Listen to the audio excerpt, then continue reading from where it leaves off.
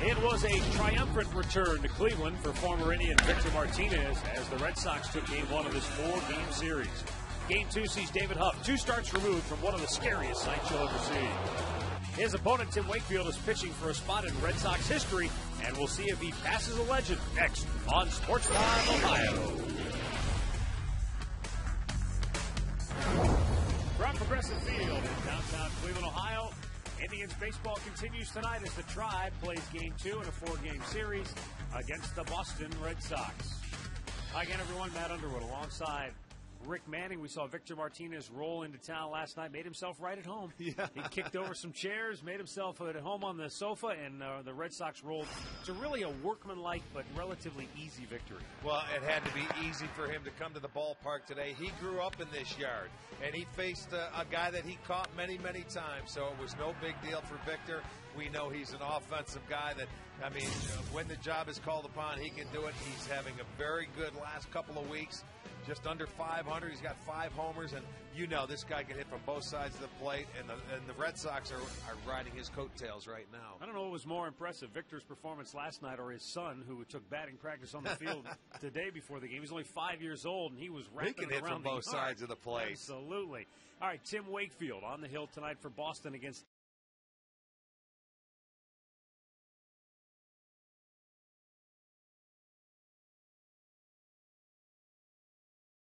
You never know when the knuckleball could go out and just stymie an offense. Now, this is, I would consider like a fastball hitting team. This guy's got the knuckleball, and if it is working, it can be a nightmare for hitters. He's matched up against David Huff, who has never pitched against the Red Sox, but he's been struggling in his last couple of starts. So this is going to be a tough matchup for David tonight. You see there, Tim Wakefield needs 6 2/3 innings pitched to pass Roger Clemens for the most innings pitched in Sox history. So that's the way it sets up here tonight. We'll be back with all the play-by-play action coming up next.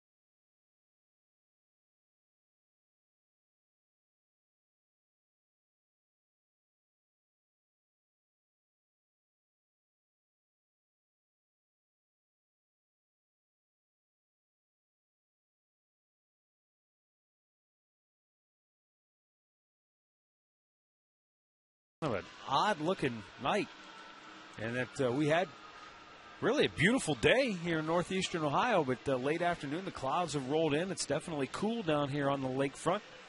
Light breeze blowing in from right center field. Game 2 of this 4-game series between the Indians and the Boston Red Sox. Indians dead last in the AL Central, 2 games in back of 4th place Kansas City, 3 games in back of 3rd place Chicago. Boston, meanwhile, 3rd best in the American League Eastern Division. They're 34-25, 4 games back of front-running Tampa, 2 games in back of 2nd place New York. Red Sox are playing better of late. They've won 7 of their last 10. Indians, meanwhile, have dropped 2 straight, 6 out of their last 10 overall. The Tribe trying to get some home mojo going. They are just 8-15 on the year at home. Those 8 wins are tied with Milwaukee for the fewest home wins in Major League Baseball. On the hill for the Tribe tonight, left-hander David Huff. And let's look at the lineup he'll be facing for Terry Francona's Boston Red Sox. Marco Scutaro, the leadoff man, 3 for 4 with 3 doubles last night. Dustin Pedroia in the 2-hole, and Victor Martinez, who he's only hitting .583 in the month of June so far. Kevin Youkilis will hit cleanup. David Ortiz drops down to the 5 spot. Adrian Beltre, third baseman, bats 6th. Then it's Bill Hall in left, Mike Cameron in center, and Darnell McDonald is in right. Tonight's starting pitcher brought to you by the Indians Team Shop, where you get 2 free Tribe tickets when you spend $50. It's David Huff on the mound, making start number 11 this year. And, you know, he has struggled in his last 2 starts, going just 5 1/3 innings, giving up 11 hits and 8 runs. So he really needs a good start for himself. Remember that 3 starts ago was in New York when that ball went off the old noggin into right field, but he has settled down since that point. Let's take a look at the Home Depot doing more on defense, Indians' defensive lineup. It's Kearns, Crow, and Chu in the outfield. It is Peralta, Donald, Balbuena, and Branyan on the infield. Lou Marson back behind the plate. More savings, more doing. That's the power of Home Depot.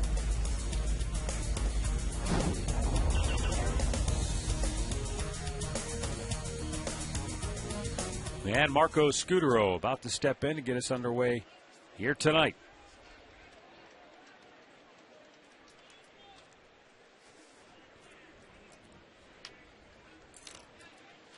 Scutaro 3 different times had a leadoff double last night for Boston. Well, yeah, he had an outstanding night last night.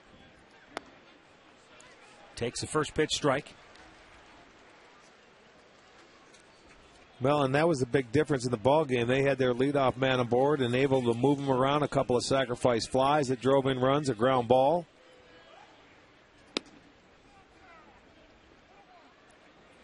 Already 7 times Marco Scutaro has had a 3-hit game. And he's a guy, he loves the fastball. It doesn't matter how hard you throw.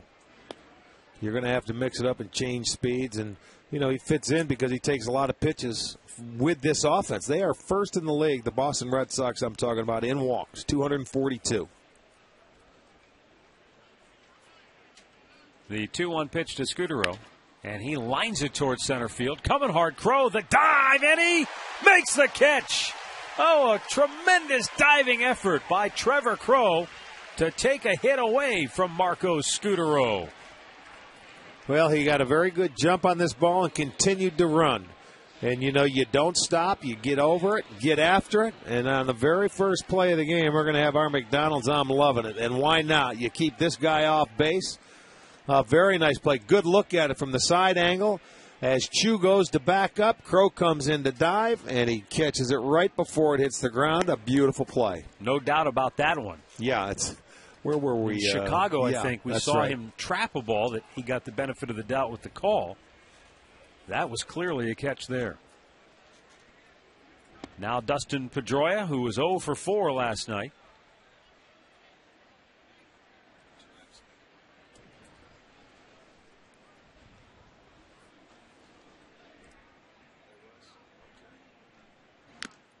Foul tipped it into the glove of Lou Marson.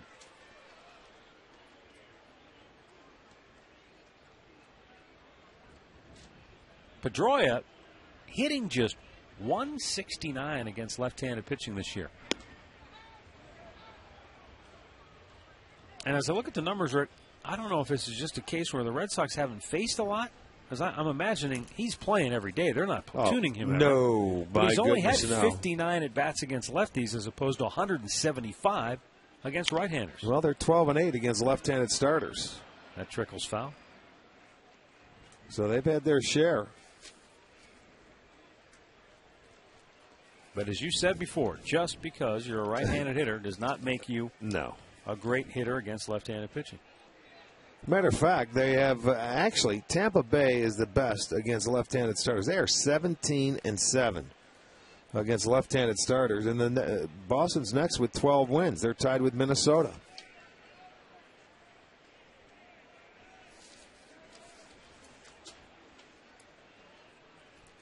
The 2-2 just a bit low, and the count goes full. Victor Martinez waits on deck.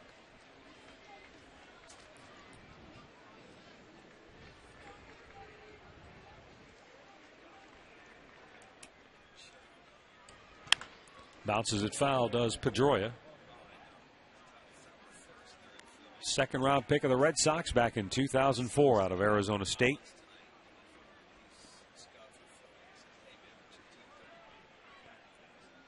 One thing about Dustin Pedroia, he historically doesn't swing and miss very often.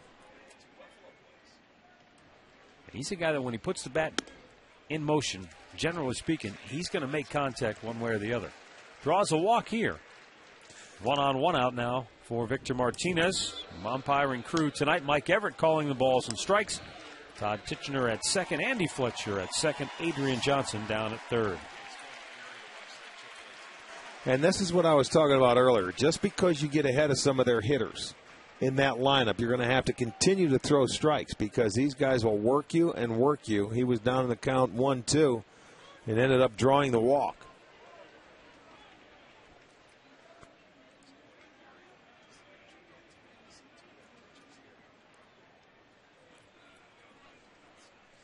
Here is Victor Martinez, 2 for 4 with a double last night.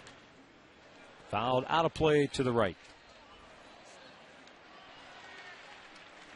That batting average for Victor knocking on the door of the 300 mark. With 8 homers, 30 runs batted in.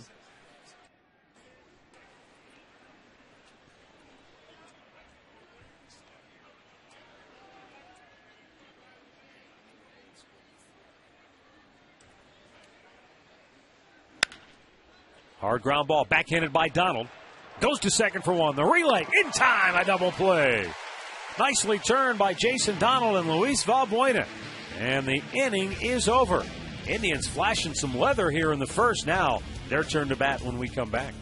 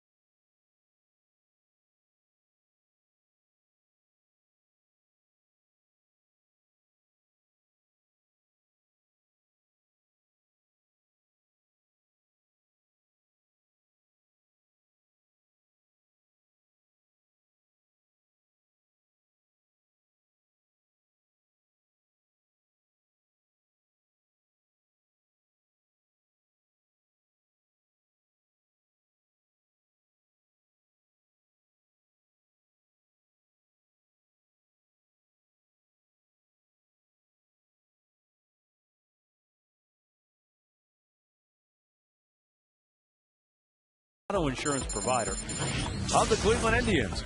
And we'll see Trevor Crowe leading off tonight, followed by Shin-Soo Choo and Austin Kearns, who's really swinging a hot bat here lately. Johnny Peralta bats cleanup, followed by Russell Brendan and Shelley Duncan.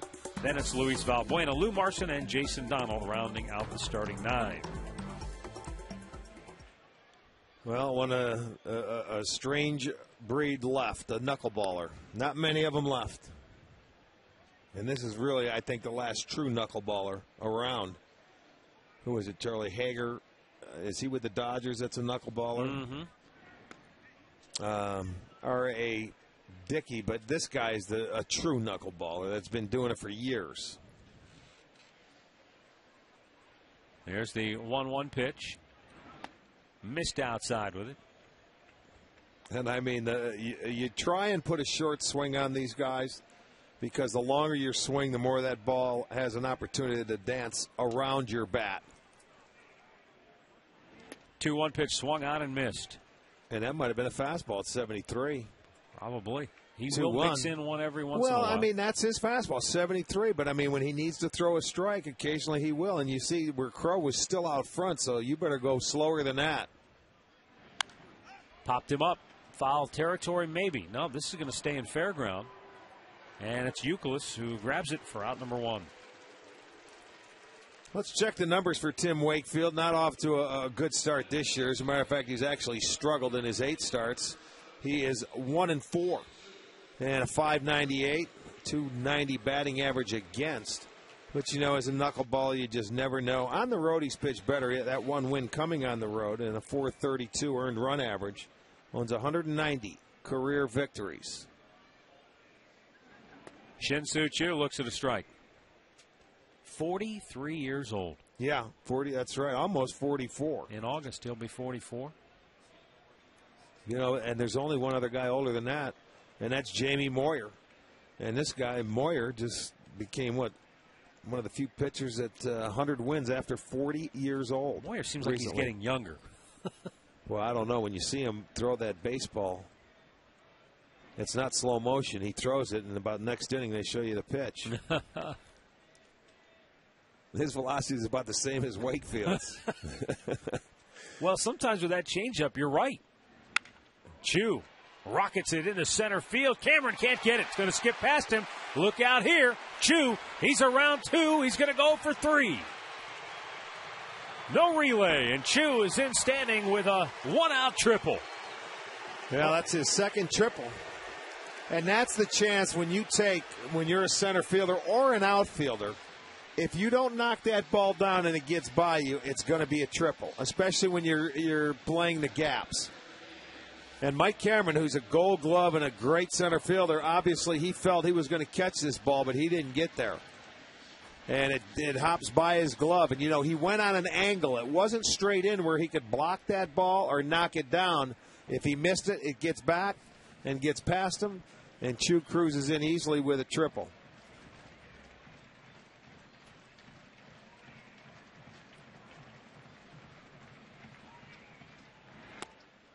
Austin Kearns looks at a ball down low. He was 2 for 4 with a home run last night. Kearns homer in the 9th saved the Indians from a shutout.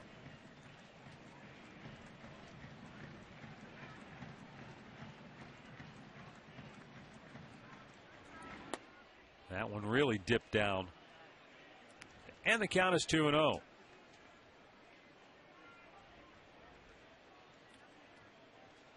Last year, really injury-filled for Tim Wakefield. He had a lower back strain that put him on the disabled list. And then it's almost like it went from, his lower back even down into his legs. Right, and he couldn't and that move. could happen, like a sciatic nerve. Yeah, remember we saw him. He couldn't even move off the mound. Well, he's a guy that when he can pitch, he can really eat up innings, whether it's a starter, bullpen, and he's been thrown back and forth a number of times in Boston from the starting rotation to the bullpen, depending on what starters they have. But a guy that just continues to go out there and pitch and pitch and pitch, and you can do that with a knuckleball. Full count. He had surgery last October to repair a herniated disc to help him out. I mean, it's not normal when you see guys over 40 years old pitching or actually playing in the big leagues, really. Look at him. The slower, the better. First strikeout for Tim Wakefield, his 30th on the year.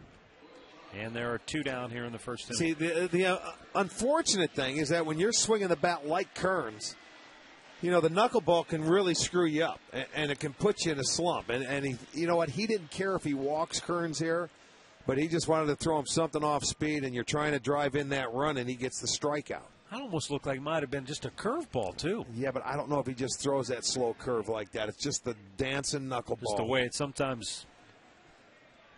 He does have it, and it could very well could have been. We'll check the spin on it.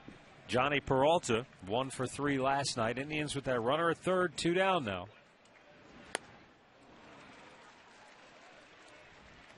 Let's look at the pitch. That is That looked like a curveball. You're absolutely right. But look how slow it was, too. 12-6. Yeah. You know who used to do that? Tom Candiotti. I told you he used to throw first pitch a lot of curveballs. I didn't realize he threw a curveball, to be honest with you. I don't remember him throwing breaking balls. I don't remember him either. Peralta bangs it on the ground at third. Kicked away by Beltre. He recovers and didn't get him. Youkilis couldn't hold it, and the Indians strike first. Another error by Beltre. Now, the Indians have scored first the fewest times in baseball, but they get on the board first here tonight. He had a couple errors last night. That's a ball that just jumps up, and by the time he can get it, get rid of it, and they still wouldn't have had him even if Youkilis comes up with it. He doesn't come up with it, so Johnny's going to be safe. You can see him hit the bag, and the Indians will take a 1-0 lead on the error.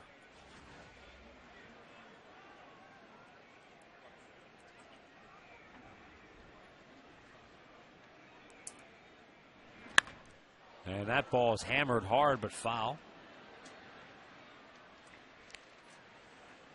For Adrian Beltre, that is his 11th error this year, and that is the most by any third baseman in the league.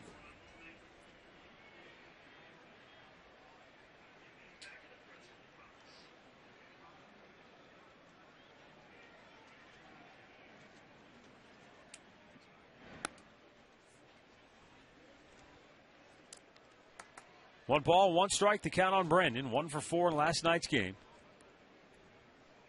The Indians jumping on the board first here in inning number 1.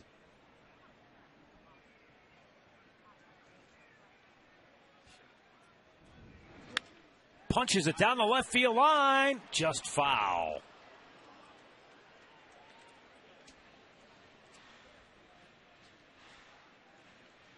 The Indians and the Brewers both tied coming into tonight, having scored first just 21 times this year. That's the fewest in baseball. So 21 out of their first 56 games playing from behind. Yeah. Most of the time. Well, it's a hard thing to do when you're a team that you don't score a lot of runs to begin with.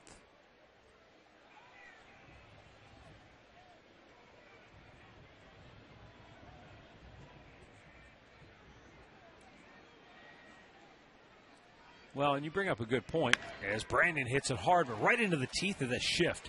Pedroia throws him out. And the inning is over, but the Indians, thanks to the error, score first tonight, lead at 1-0 after an inning of play.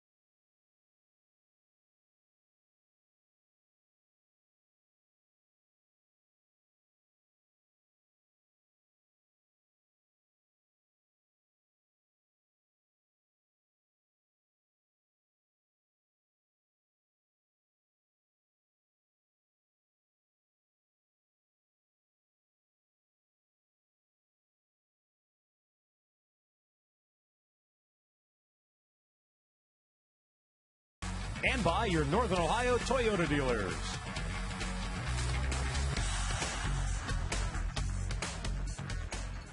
One zip, Indians on top, second inning here at Progressive Field. Kevin Youkilis leading off for the Red Sox and takes a first pitch strike from David Huff. Youkilis 0 for 3 last night. Doesn't have many offers when he plays against the Indians. He's always been a good hitter. Now starting to get paid like a good hitter. This past January, Youkilis and the Red Sox agreed on a 4-year contract that includes a club option for 2013. And rather than throw out all the specific numbers, let's just say he won't have to worry about where his next meal is coming from. It doesn't matter how many zeros. He's getting paid well, and he should. Leads the league in walks, runs scored, on base percentage. He's second. So scorches that one into left center. And Youkilis aboard with a leadoff single here in inning number 2.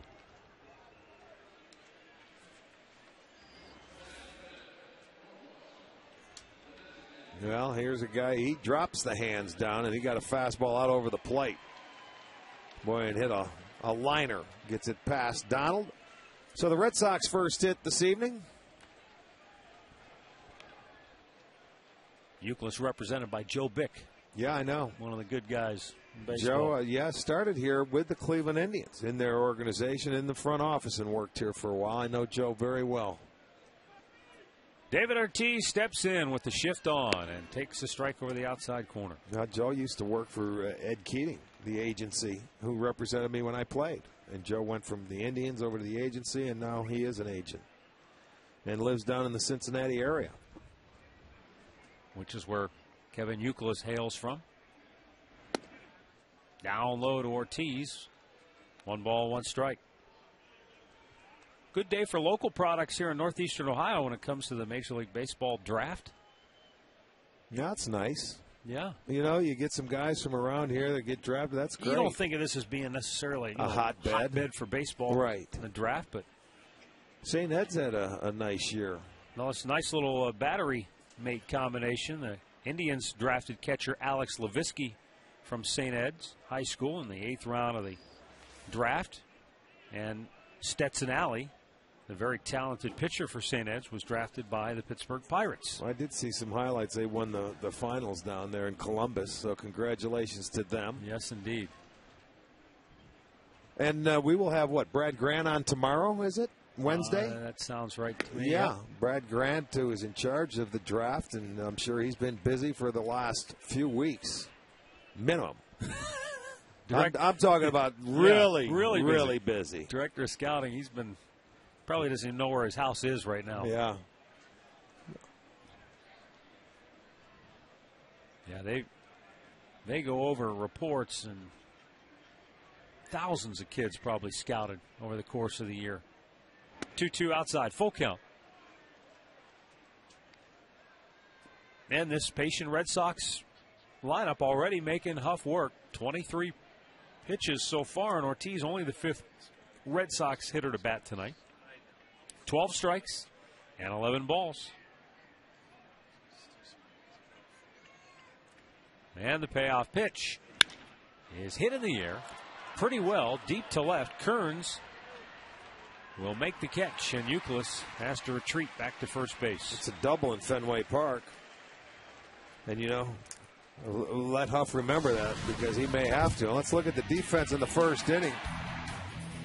Crow makes a beautiful diving catch, and they're able to turn it. Donald over to Valbuena.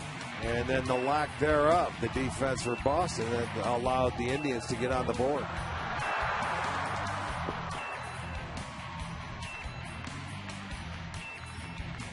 And it all adds up to a 1-0 Indians lead here in the second. Adrian Beltre.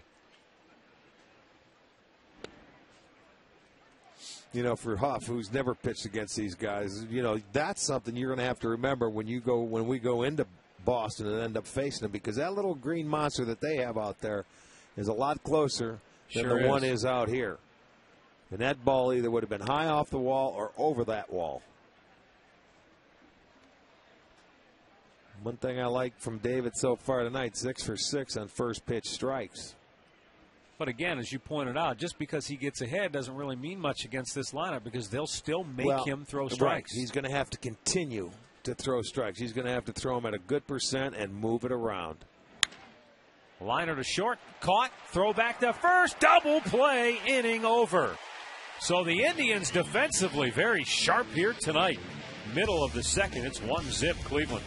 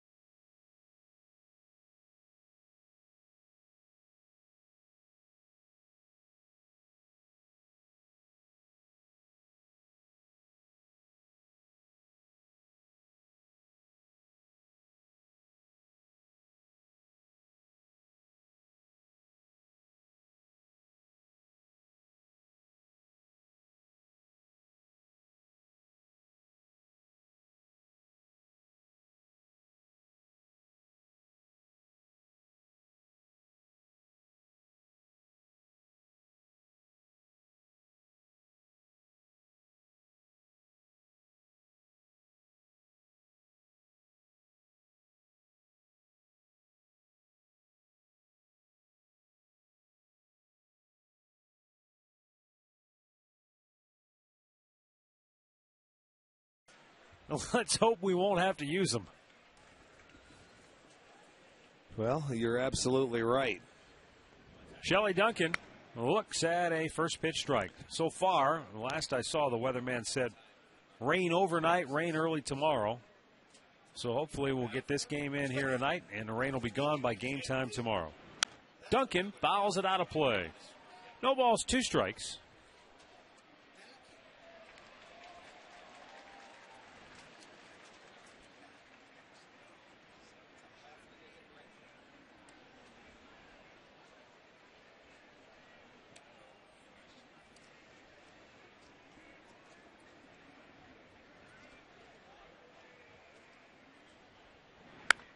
And Duncan yanks that foul. It remains 0-2. Send along some birthday wishes. Margaret David is turning 92 today. Margaret, happy birthday. Roseanne Morrison is turning 85 from Paris, Ohio. And we've got a very special, yes, we do, 5th birthday wish. Say it to your neighbor. Going out to Jack Pinsura. All right, Jack. Happy birthday, pal. 5 years old, huh? Yeah. Boy, oh boy. In some circles, he's known as Baby Jack. But now that he's turned 5, I think Big Boy Flapjack. Flapjack. We'll give it. Let's check out the Red Sox defense. Hall, Cameron, and McDonald in the outfield. Beltre, Scudero, Pedroia, Euclid on the infield. Victor Martinez behind the dish.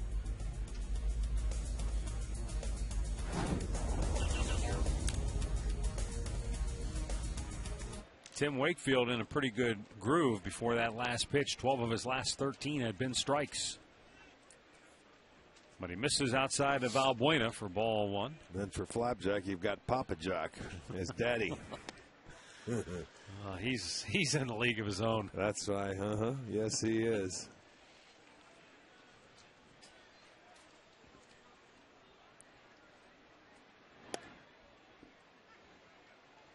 Yeah, we were coming home the other night from the airport. We got in about, 8:30, 9 o'clock? Yeah. I saw him out in the bushes in front of his house. I don't know if he was doing yard work or if he was looking for something he lost in the bushes. You never know with him.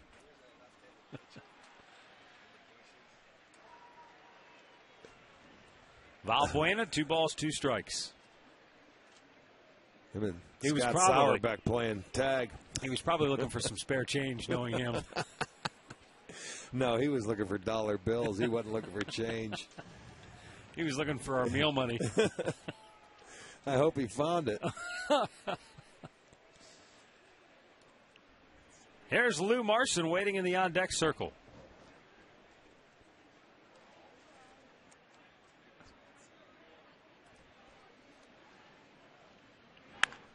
Yanked foul down the right side. Sandy Alomar had a bird's eye view of that one as it screamed past him. Do you remember, Rick, did Sandy Alomar, did he catch Candiotti at all, or did he have a special catcher? I'm trying to remember the timing of all that. No, he didn't have a special catcher, not to my knowledge. You know, because sometimes they'll have guys, they'll bring out that special oversized Candy mitt. used to carry gloves and stuff like that. I'm sure Sandy caught him when he was around here. I'm trying to think. Candiotti was here in 90. It wasn't much longer. He went to Toronto. Yeah. For Mark Whitten and Glenn Allen Hill. Well, you're right. That was 1990, wasn't it? That was close. So I don't know. Look at the glove. It's like a first baseman's It really glove. is. It's got the crease. It really is. Is right. It might be a first baseman's glove. I don't know if that's a catcher's glove. That's a first baseman's glove. And Victor has played first before, and that's probably a comfort for him, you know, where he can get it and he knows right where where to catch it. And that's one thing that Jason Varitek, he never caught Wakefield. They always caught somebody else. He couldn't catch him. Never has.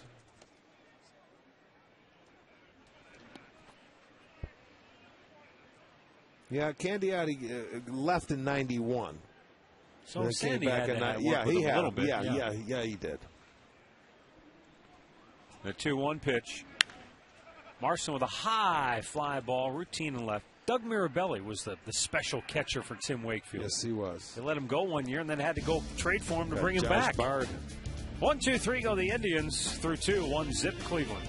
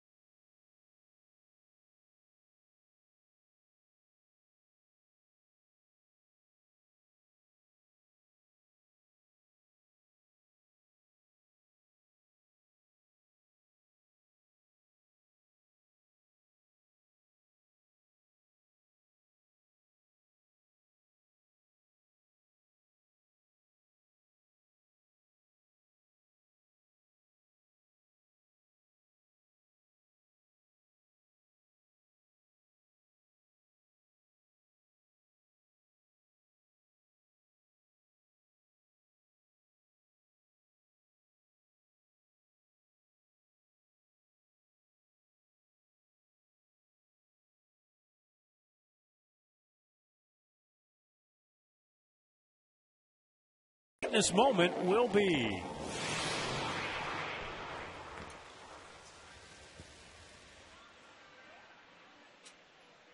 One zip, Indians on top. As we go to the third inning, Bill Hall, Mike Cameron, Darnell McDonald.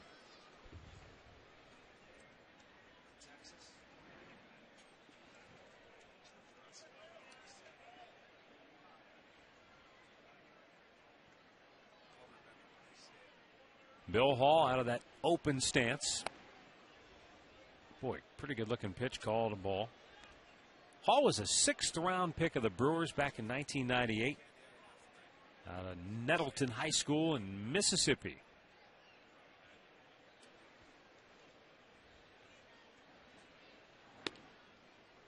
Called a strike to even the count.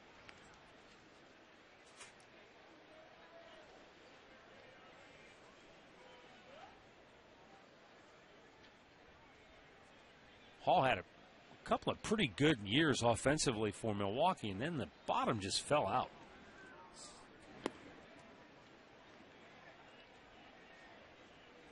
In 05, he hit .291, .270 the following season. Then in 07, he dropped down to .254, and 08 hit just .225, and last year all the way down to .201 in 76 games played. 2-2 the count. So that rapid decline ultimately led to Hall winding up with the Seattle Mariners. He didn't fare much better with the Mariners last year. In 34 games, hit just .200 for them.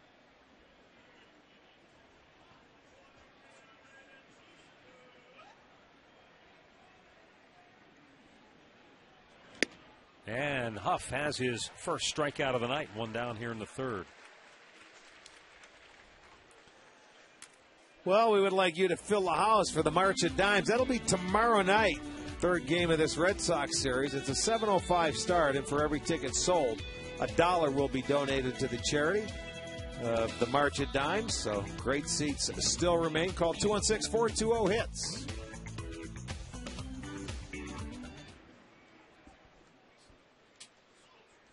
Here is Mike Cameron, veteran center fielder, takes a strike.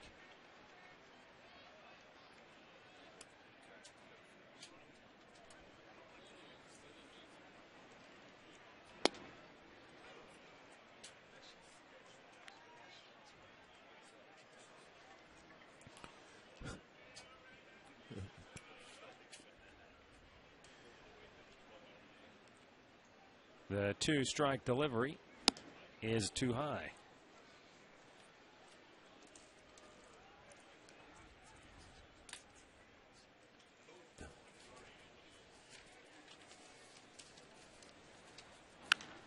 Popped up foul. This will go into the seats.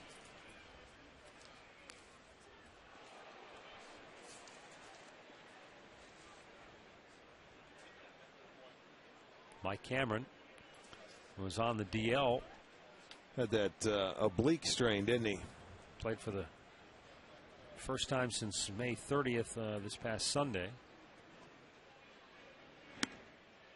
So obviously they're trying to slowly work him back in there, but he looked pretty good on that diving attempt. I was just going to say, you know, when you're out there diving for a ball and you've had that oblique strain, that's something. That's saying that it's getting back there. 3 balls, 2 strikes.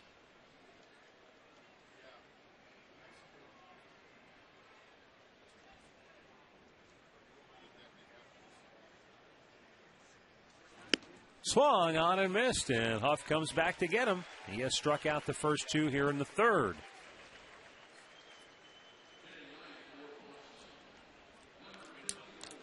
And batting ninth tonight is Darnell McDonald.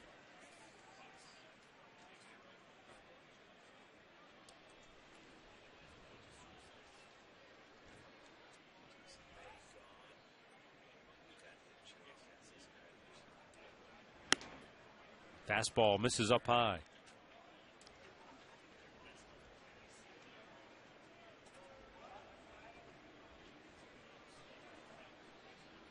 One of those oddball statistical categories, Darnell McDonald is the first Red Sox player with at least 4 sacrifice hits, 4 pinch hits, and 4 outfield assists in the same season since Willie McGee in 1995, and I can't even remember Willie McGee in a Red Sox uniform. Boy, I don't either. Strike. He is called 2-1 to count. Well, Darnell McDonald used to be here in the minor leagues with the Indians. Indians farmhand. I'd say back in 04 or 05, somewhere around there. Bounce to third. Peralta slings it across, and the Red Sox go 1-2-3. And David Huff settling in here tonight. We'll go to the bottom of the third, 1-0 Cleveland.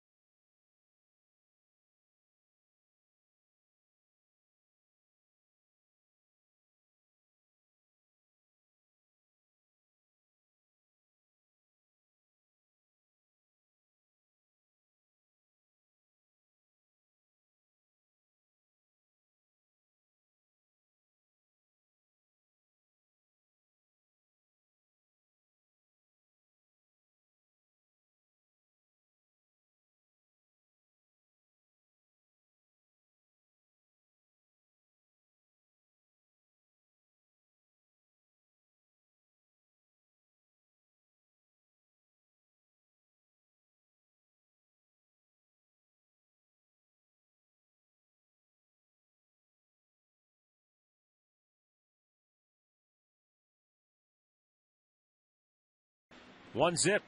Is that what you call that? No, that's not an icy. What do you call that? Popsicle. Flavor ice. You can call that whatever you would like. Exactly, I know what you're talking about. Frozen.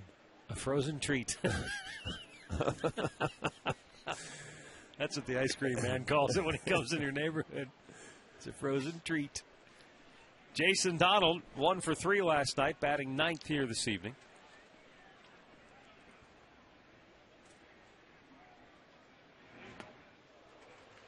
And it's a quick strikeout.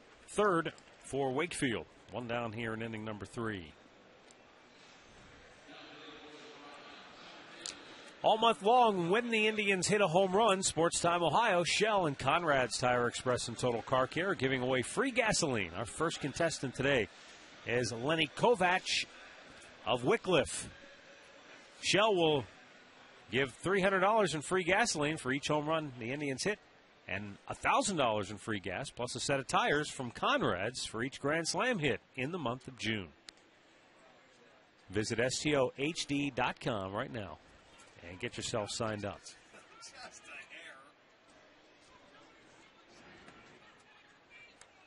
Trevor Crow popped up on the infield his first time up.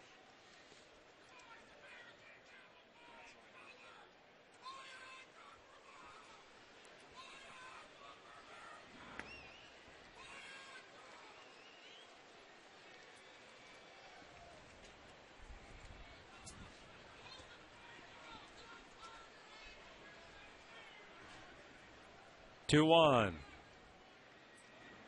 A dancing knuckleball punched to left right at Bill Hall. 2 quick outs here in the third. Let's go back and look at the strikeout of Jason Donald.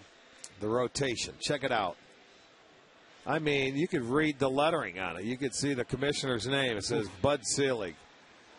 That's unbelievable, isn't it? No movement, and that just floats. Straight down. Yeah, it does. When it's low, let it go. When it's high, let it fly. Get after it. Because when the knuckleballer gets to you, I mean, and you try and get to him early. There's nothing wrong with being aggressive if you can get that first pitch. But when he gets ahead of you, then he'll slow it down and really get it dancing. Like that. That one right there. That one will jump. And he knows that he can do it, too. Can throw it where it goes down and in, down and away. Shin-Soo Choo hit a hard line drive single to center field, and then Mike Cameron dove for the ball, couldn't come up with it, and that allowed Choo to turn that into a triple. If Cameron pulls up and just lets the ball drop in front of him, it's an easy single. See, that's why I'm saying sometimes you really risk doing that. But because of Cameron's death-defying feat, Choo wound up at third and would score on an error by Adrian Beltre, and that's the only run of the game. But as good as he is out there, though, Matt, I mean, you can't question him. He felt he was going to catch the ball. Deep to center, but Cameron runs it down. Indians go 1-2-3. Wakefield has retired 7 Indians in a row.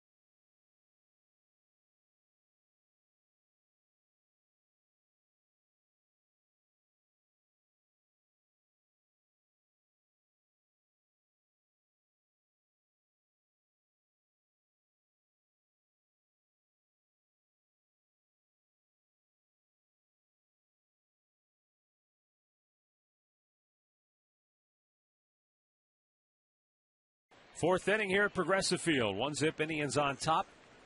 And the top of the order due up here for Boston. David Huff has walked one, allowed a hit, struck out two. He has faced the minimum through 3 innings. All right, well, all right. After that first time through, only one Boston hitter swung at the first pitch. So we'll see if there's any adjustments made that second time through. Fastball in there for a strike, evens the count.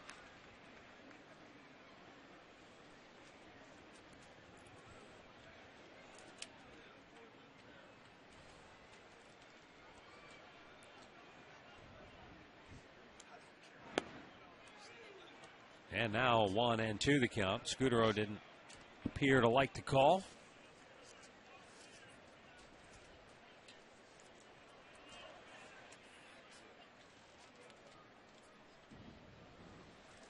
And now the 1-2 pitch is strike 3 called. Third strikeout for David Huff, one down here in the fourth inning.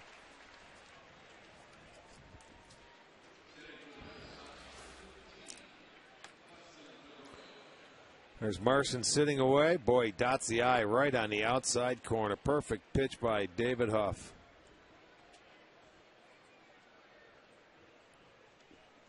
Here is Dustin Pedroia, who walked his first time up.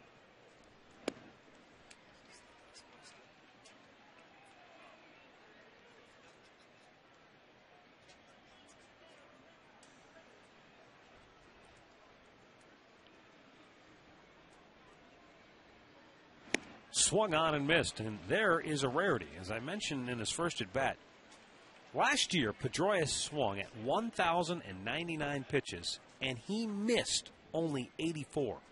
Wow. That 7.4% was the best in the American League. Not swinging and missing, huh? Second only to Luis Castillo of the Mets. Well, the difference between Castillo and the Mets, Castillo's a little slap hitter. This guy swings hard. This guy has got some sock in his bat, and he swings for the fences. Yeah. I mean, he gets after a high fastball. It's not like he's just trying to put it in play, so that's surprising.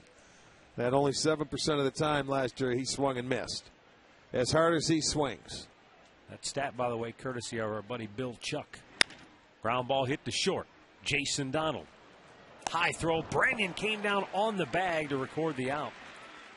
2 down. Let's go back to the studios right now for this in-game update. Steven Strasburg making his big league debut tonight, and Al has the latest. Yeah, Matt, first time through the order for the Pirates. He struck out 6 of 9 batters. So far, we're scoreless for Pittsburgh. It's 1-0 Washington in the fourth. However, the Pirates just got 2 more hits. So Strasburg, 3-hitter now in the fourth inning. Back to you. Al, you doing that scouting report for Sunday's ball game on Strasburg? Just checking, big fella. Indians Nationals interleague play Sunday this weekend. Al will join Rick for the call. Supposedly, I mean, he's supposed to make the start, I guess. Yeah. We will see. Normally, there would be no question. The problem is that with a young pitcher like that, you don't know what the Nationals' thinking is in terms of maximizing his pitching this year. They want to control his innings and pitch count and all of those types. Well, they will do that. I'm sure that this was planned right from spring training when he was going to make his debut. It's at home. It's sold out. You would think they'd pitch him more at home to benefit the sold-out house. But his next 2 starts would be on the road if he falls into a 5-man. Victor hammers this ball deep to center. Crow back, running out of real estate, dropped the baseball. Into second base on an error is Victor Martinez. How embarrassing. That's too casual. I don't know what happened. I do. It's nonchalant. He went back thinking he was going to have to jump after the ball. Finally found out he wasn't going to get there, and he was just nonchalant about it. Took it for granted. Watch, he gets back. He's thinking wall. Okay, I've got room. Let me just catch it. Nonchalantly, boom. Terrible. You can't do that. This is a 1-0 ball game. That's embarrassing. Nobody more embarrassed than he is right now. And now David Huff will have to deal with Kevin Youkilis with Martinez in scoring position. And he gets a first pitch strike in there.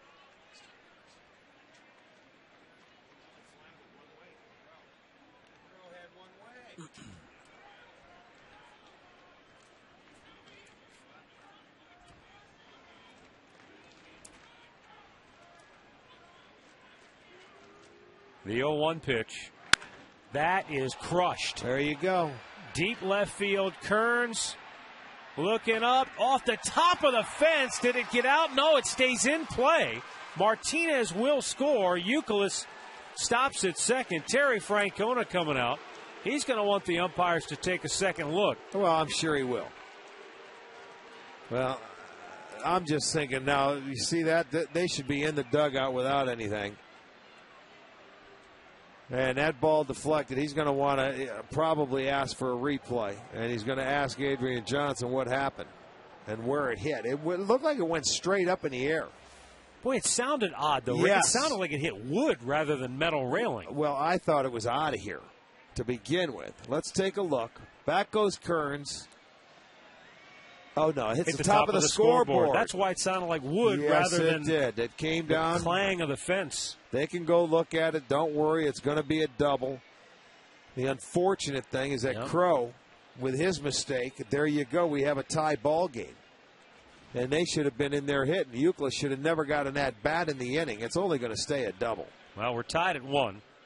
Yeah. That's not going to change. The only thing that could possibly come of this is that they'll go look at it, but Euclid is going to have a double. It's a double.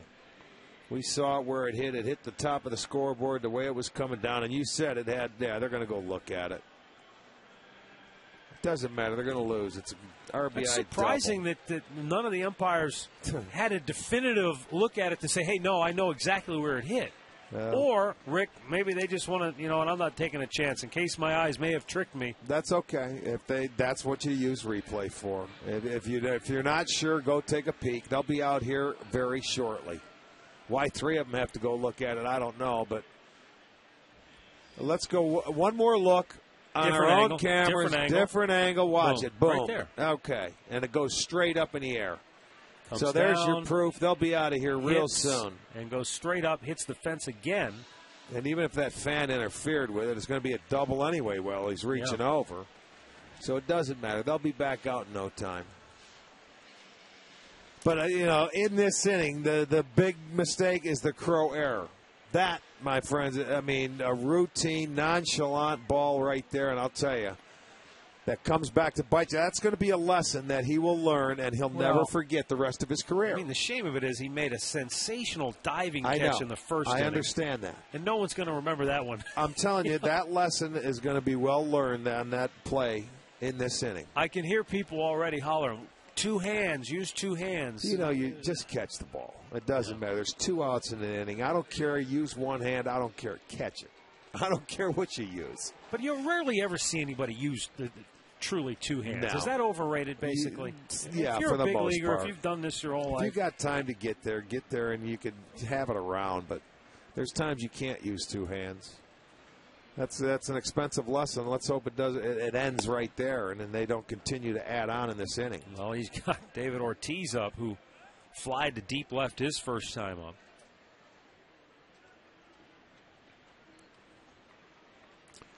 Well, the Red Sox with 2 hits, and Euclid has both of them.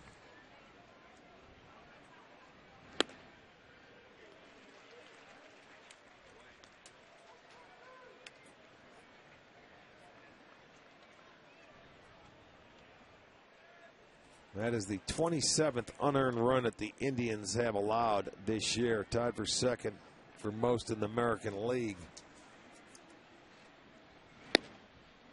Missed outside, 2-1.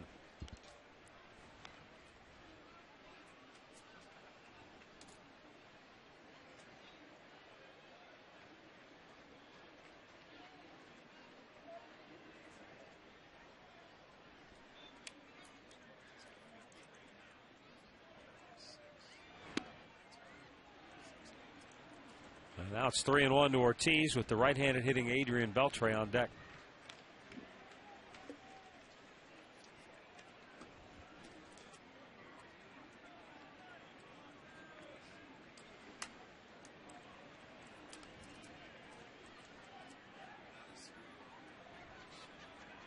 Huff delivers, and Ortiz fouls it out of play. Full count.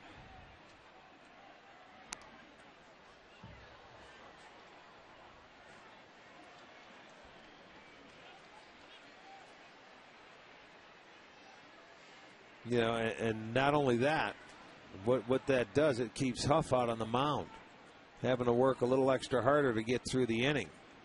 Since the error, 7 pitches have been thrown. Doesn't seem like much, but you never know. Down the road, later in the ball game, could make the difference in an inning or so. That's if he ends it now.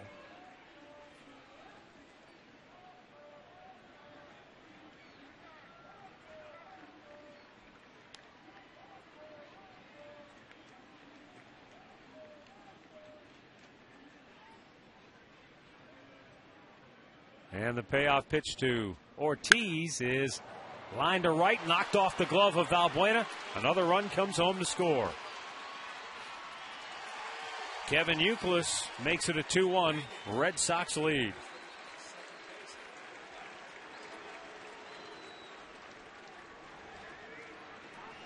Well, that's what you call beating the shift right there. This ball goes into right field. They're playing him there. Valbuena does make a nice attempt, gets leather on it, knocks it down enough, but Youkilis never stops. If he comes up with that cleanly, he probably throws Ortiz yes, out. He does get him. That's right. But, I mean, it was a tough play. He did a nice job just to get leather, so he throws it and run scores. Adrian Beltre singles through the left side. So the error has really proved costly. Costly error. Unbelievable. And every run scored now is going to be unearned.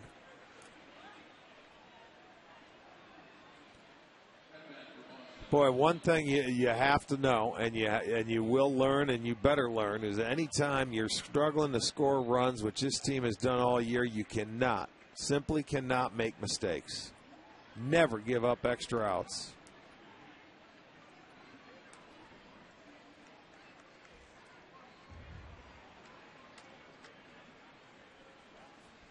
Bill Hall struck out his first time up. This should have been a 1-2-3 well, inning. And this is where, as a pitcher, I mean, I know it was a silly mistake, but you got to step back and you got to close it out for him. You got to pick up your defense. I'm not just going to throw all the blame on Crow. This is where David Huff has got to step up and don't make an excuse and say, "Well, I should be out of it." Well, you get out of it.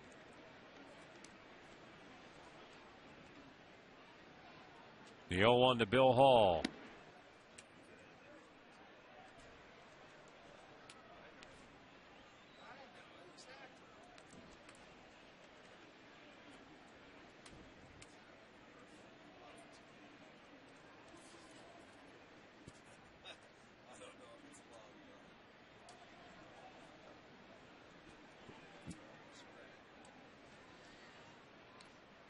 Huff's 1-1. And now he's one strike away from getting out of the inning.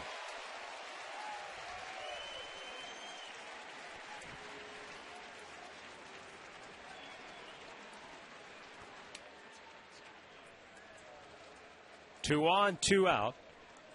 1 ball, 2 strikes the count on Bill Hall.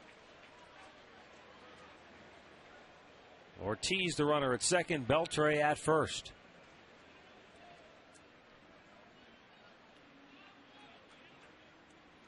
And the 1-2 is fouled right back to the screen.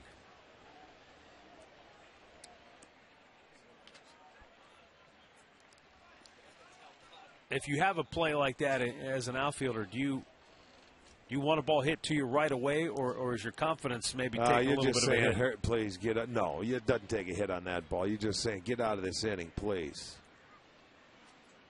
You want to dig a hole and climb in it is what you want to do. Just get through the inning. 1-2 pitch. And that's not going to do it. Jerk deep to left. Kern's going to play it off the out-of-town scoreboard. Ortiz scores. Beltre into third, will hold there. And Bill Hall with an RBI double. 3-0 Red Sox. And David Huff can't stop the bleeding. Now, and 15 pitches later. I mean, when the inning should be over, they're... Had him down on the count right there, too. Unbelievable. It really is. I mean, they have 3 on the board. And it's been 4 straight hits since the error. Out over the plate, change up that second time through. You see what happens the second time through, wondering if they were going to make the adjustment. It took an error for these guys to kick it in gear. Now, granted, if he didn't make it, it may have taken not the second time through, but the third time through. But they're making an adjustment right now, and Huff is not.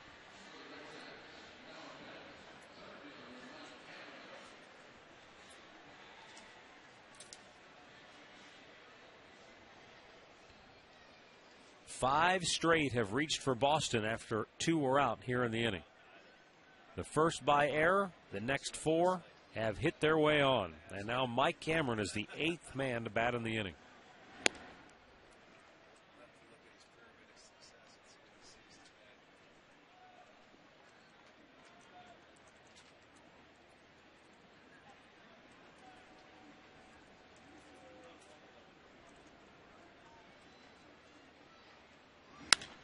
Finally. Popped him up. He'll get out of it. He better catch this one. Trevor Crowe will hear it from the crowd. Boston, 3 unearned runs. They lead it 3-1.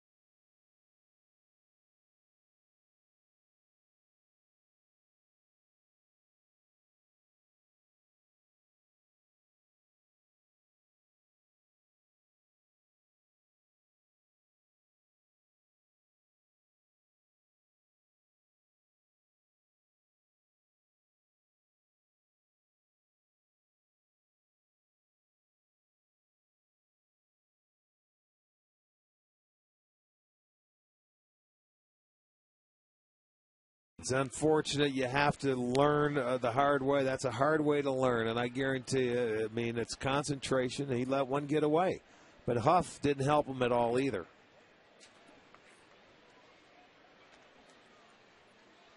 Boston on top. Austin Kearns, Johnny Peralta, Russell Brandon here in the bottom of the 4th. Long way to go. Kearns struck out his first time up. 2-1 the count.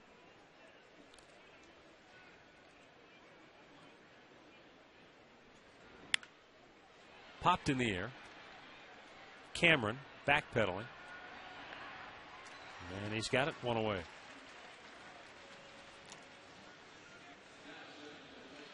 Time now for the AT&T trivia question. AT&T Rethink Possible. Who is the Indians' first ever #1 draft pick? Well, I'm not. We know that one because he's one of our favorite guys. But we're not going to say. Don't say a word. Let the fans guess on this one. We'll have the answer coming up. What was it, 66, I think? 65 or 66? Sounds 65. Right.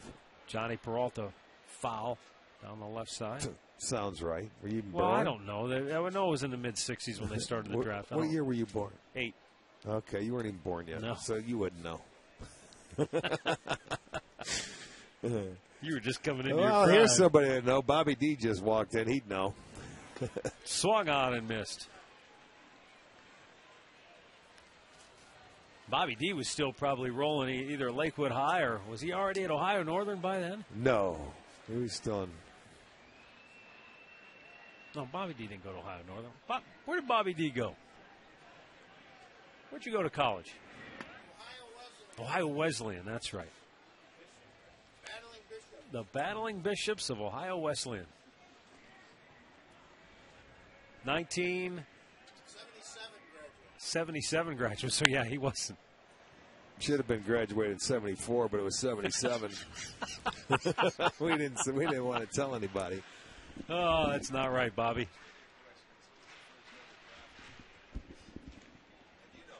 Bobby Nito, he knows the answer. Sure he does. A 1-2. Grounded, just foul. Wide of third.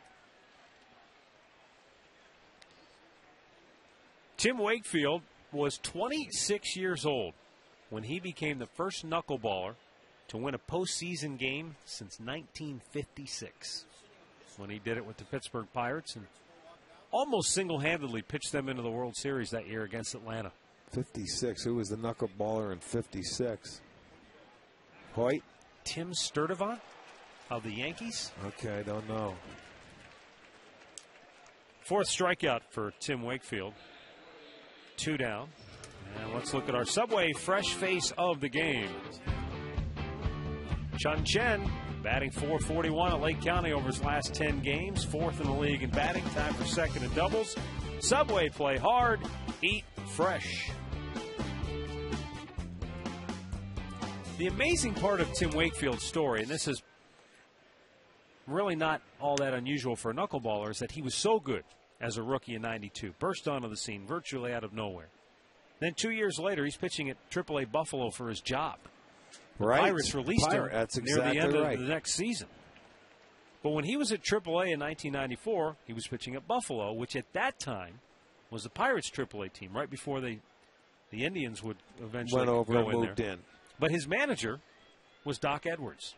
Well, Doc managed AAA Indians here in the Indians for many years, and also the big league manager.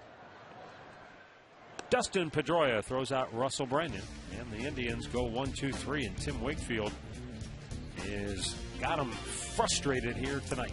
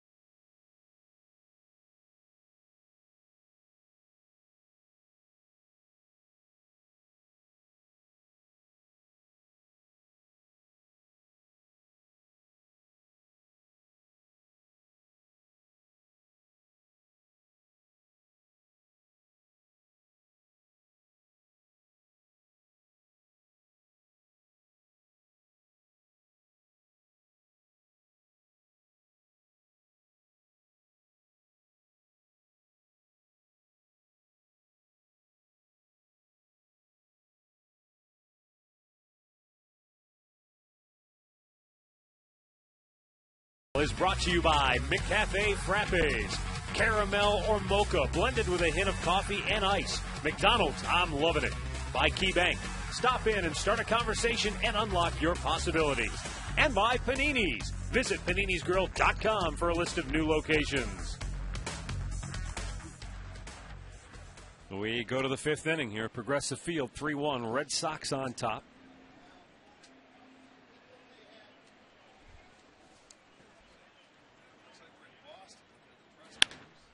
Line drive, base hit for Darnell McDonald. And Boston gets their leadoff man aboard for the second time tonight. Okay, that's 5 for 9 that second time through the batting order.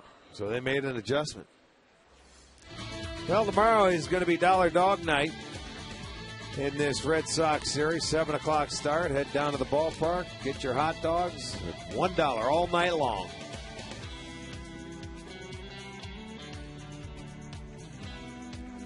Marco Scutaro 0 for 2 tonight. Popped him up. First pitch. Going out is Valbuena. In is Chu. And the right fielder makes the grab, one away.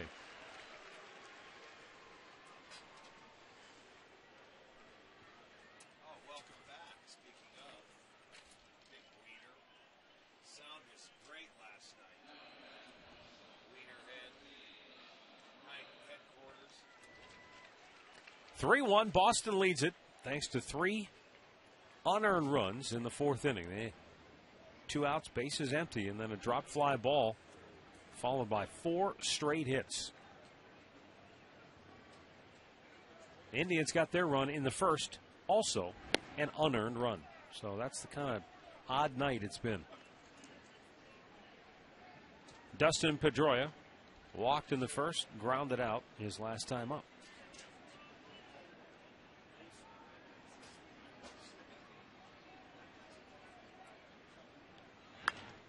Pop back out of play.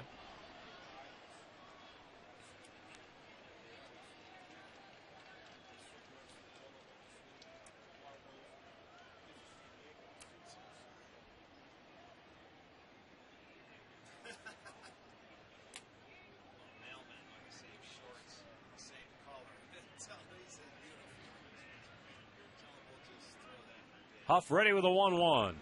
And he zips it up high.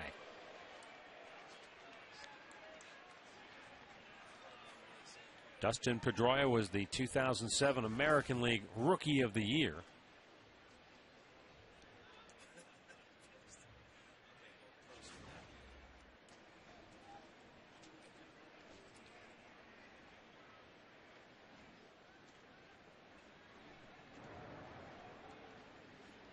McDonald does have 3 stolen bases, runs well.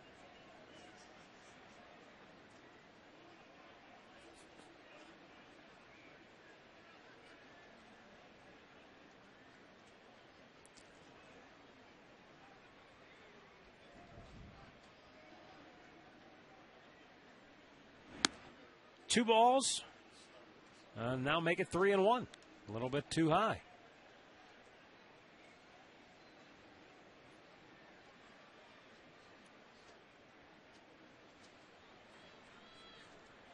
Victor Martinez waits on deck.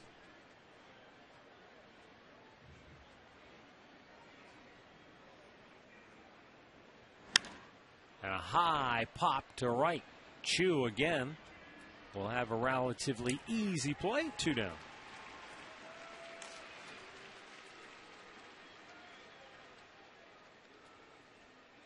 Let's look at our GMC 5-star league leaders. Brought to you by the GMC Sierra. Never send a truck to do a Sierra's job. Against the left-handed pitchers. Well, yeah, you're facing the next 2 guys in the lineup. There's Victor, and on deck is Euclid. Euclid's already with 2 hits tonight. 2 Red Sox, 2 Rangers. You get your work cut out for you, David Huff. Victor lifted that fly ball to deep center. That resulted in the error by Trevor Crowe.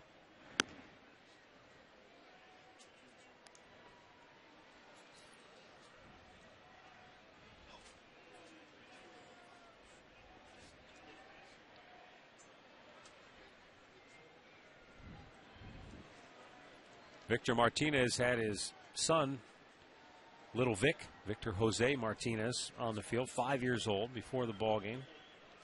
Little Vic had the full Red Sox uniform on.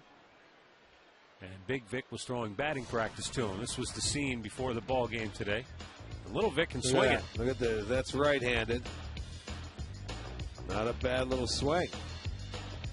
He did turn around and bat left-handed. Oh, yeah. We don't have the video of it, but I saw him in there hitting left-handed as well.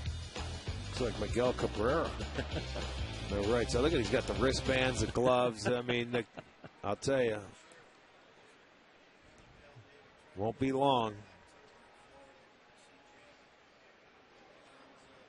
Just weird to hear the ping of the aluminum bat. Back out of play. 1-2 the count.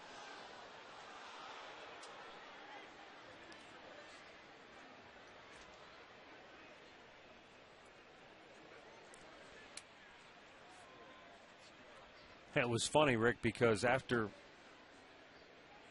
Victor's son got done taking batting practice, the Indians pitchers jumped in the cage and started taking hacks. Tough act to follow right there. Kid probably had better hacks than our pitchers. Pitchers don't hit. They're getting ready for interleague at bats. Well, all you really want them to do is be able to bunt if the time is right, or if you have runners on. But you know what? Actually, in interleague, our pitchers have had a history of swinging the bats very well. Well, Victor Martinez socks one into the alley, and all the way to third goes Darnell McDonald. So the Red Sox trying once again to strike with 2 outs. Well, the 2 toughest hitters against left-handers. I said he's going to have his work cut out for him. This time, Victor goes the other way. He stayed away. He didn't try to pull it. Didn't hit it in the air on a 1-2 pitch. See you later. He goes to right center field. That's why you're a 300 hitter right there. You take what the pitcher gives you. Keeps the inning going. 7th hit for the Sox, and now that'll give Euclid an opportunity, who's 2 for 2 tonight. Single and a double, and drove in their first run.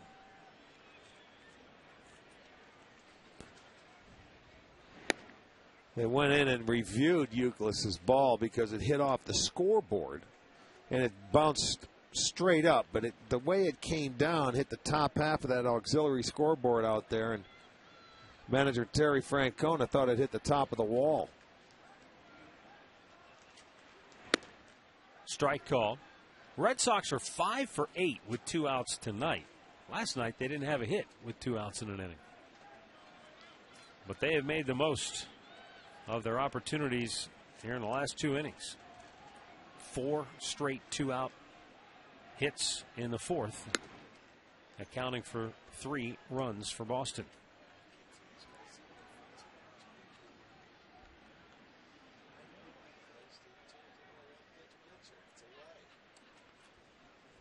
.85 pitches on the night for David Huff. And the 2-1 to Euclid. Strike called.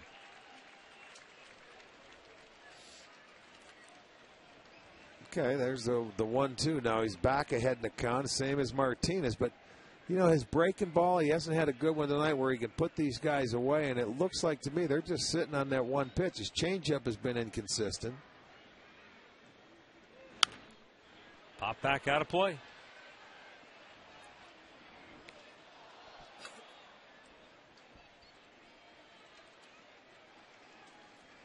Euclid, who grew up in Cincinnati, like a lot of kids growing up in Cincinnati, was a fan of the Cincinnati Reds, and in particular when he was younger, Pete Rose.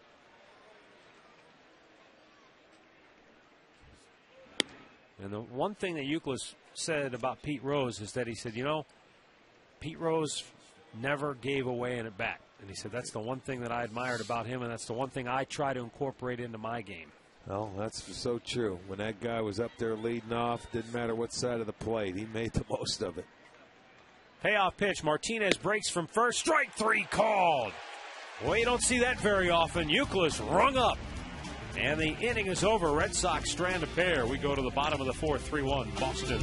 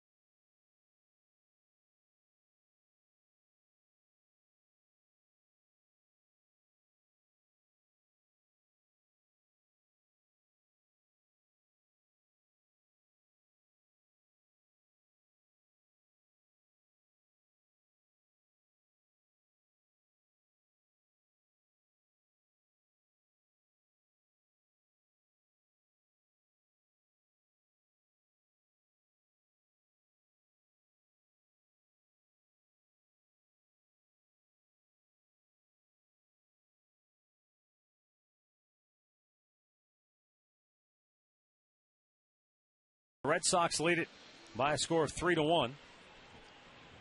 And we go to the bottom of the fifth inning, where Shelley Duncan, Luis Valbuena, and Lou Marson will take their hacks against Tim Wakefield.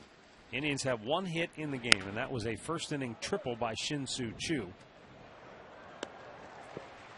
And that's been it.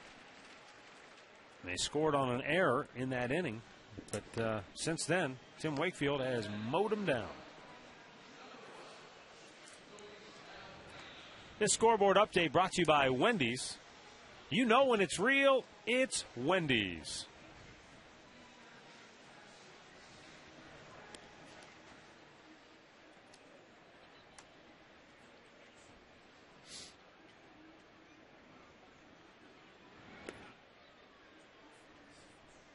Valbuena grounded out his first time up. Yeah, the interesting thing about Wakefield is when he was released by the Pirates, not only was he not out of work long, but there were a number of teams that quickly wanted to sign him. Not only did Boston want in on him, but the Orioles, who in 1995 were, a solid, very good team. They weren't the Orioles of today. Tigers, Royals, Brewers, they all wanted Tim Wakefield, but the Red Sox were the highest bidder, so to speak. And he's been there ever since. How about that? 190 wins later, and today, if he goes, 6 1/3 innings, and he passes Roger Clemens? Yeah, for most innings pitched as a Red Sox. That's very impressive. And at this rate, he's well on his way. Oh, God, he's making it look easier is what he's doing. 2 down. Brings up Lou Marson. Well, visit any of the Indians team shops or the Progressive Field merchandise stands for great savings on Father's Day merchandise. You can choose from great gifts that Dad will really appreciate. Golf shirts, T-shirts, jackets, and much, much more. So stop by, take a peek, and don't forget about Dad. Father's Day right around the corner.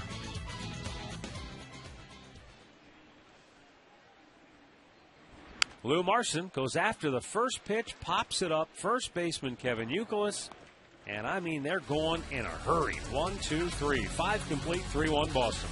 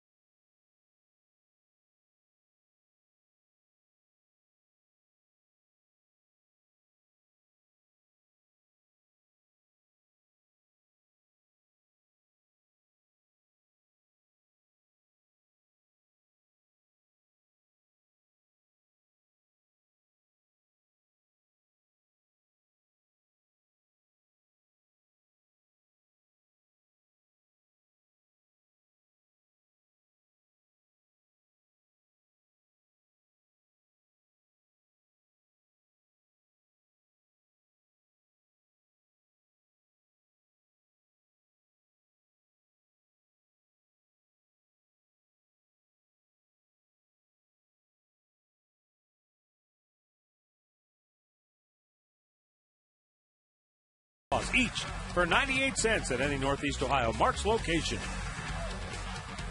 So head into your nearest Mark's, where you'll find a huge selection and low prices every day. Well, it was a gray afternoon, but so far a beautiful evening. Unfortunately, the Red Sox are on top now, 3-1. David Huff, 3 unearned runs, thanks to an error, and then he allowed 4 straight hits after the error with 2 outs in the 4th inning. That's been it for Boston. Indians, they can't spell Tim Wakefield. They got an unearned run against him in the first. He's retired the last 13 hitters in a row. And really, if not for the first inning error, it would be 15 in a row since the base hit by Chu in the first.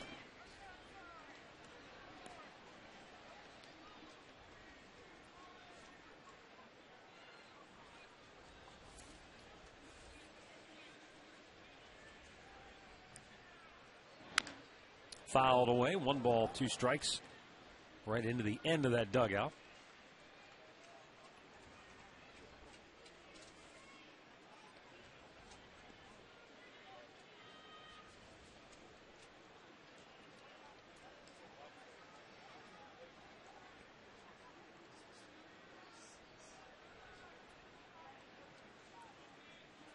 Swung on and missed. David Huff with his 5th strikeout tonight.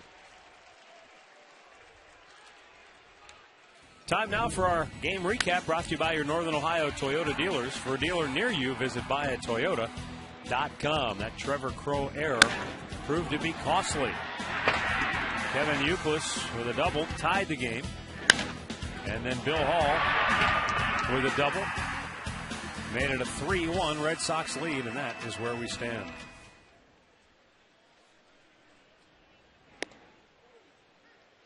Adrian Beltre had a base hit his last time up.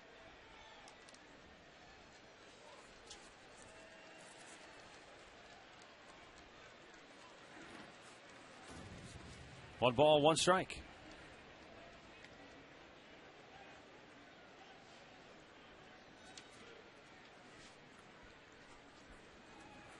Looking at the Indians draft selection so far through 30 rounds, Rick, it's amazing. Every year, swung on and missed. Florida, California, Texas. They just seem to dominate where all these kids come from. The warm weather states.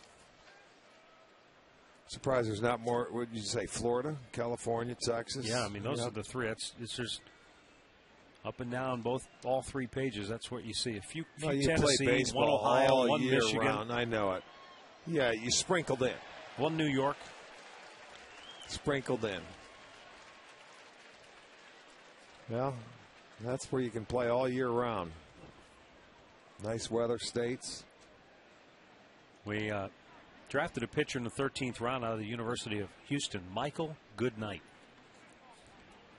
That's a nice name. Good night. Good Have some fun with that. Yeah. Big young man, 6'4", right-hander, 215. 20-year-old right-hander out of the University of Houston.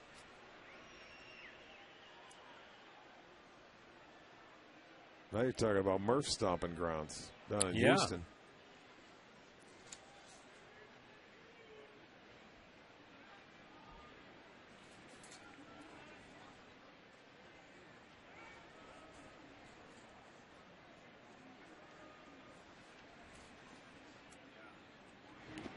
In the dirt.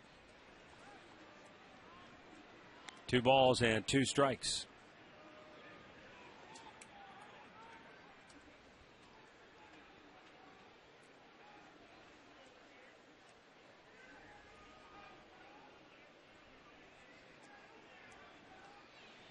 And the 2-2 pitch, the 100th of the night, is fouled off. Not only do you see the familiar states, Rick, but when it comes to the colleges, I see Wichita State, North Carolina,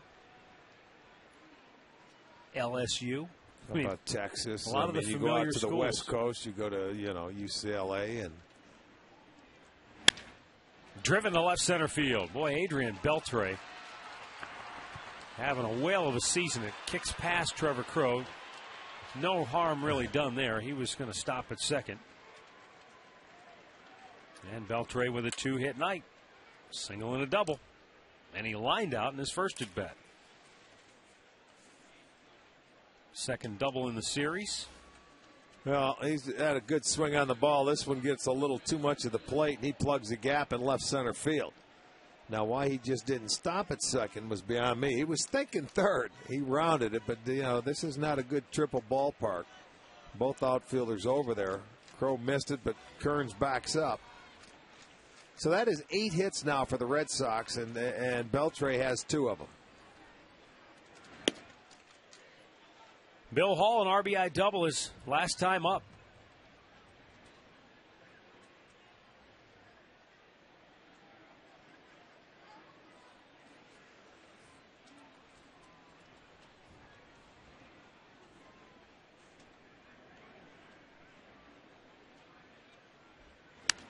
Fouled back out of play.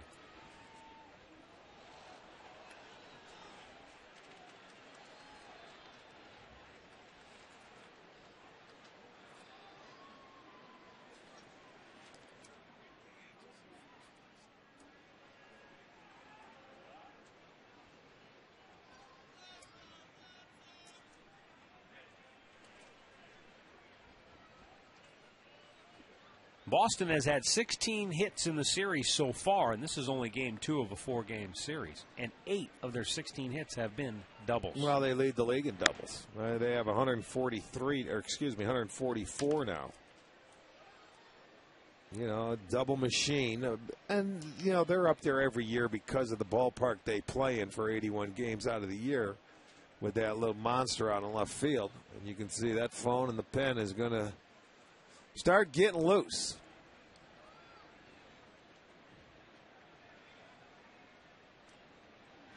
Swung out and missed, and Bill Hall went fishing, tossed his bat aside in the process. Last 3 Red Sox that have been put out have all gone down via the strikeout, and that's a half dozen for Huff.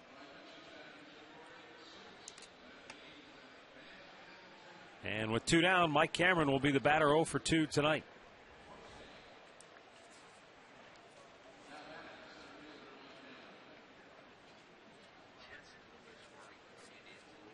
They tell us Jensen Lewis has begun to loosen for the Indians.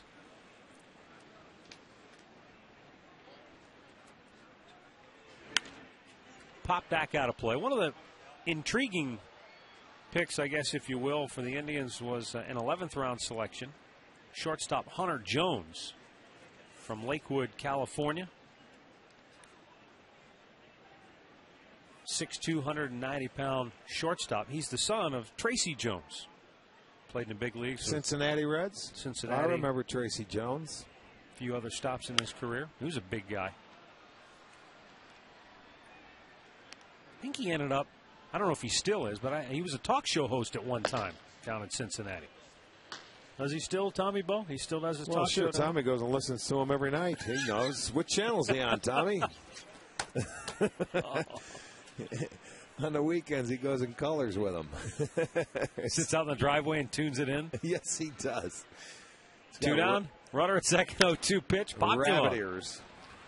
He should get him out of the inning. Valbuena calls for it. Catches it. Inning over. We'll head to the bottom of the 6th. It's 3-1 Boston.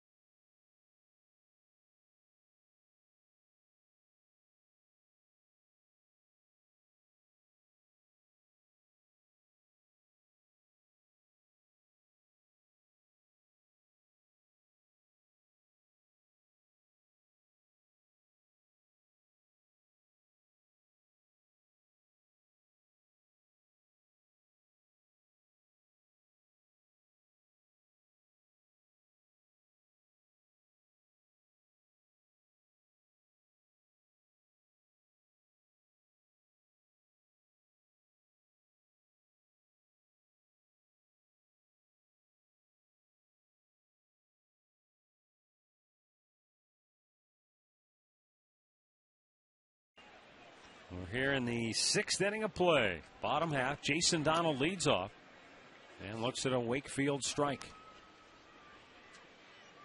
A 6-pitch 5th inning that took 2 minutes off the clock.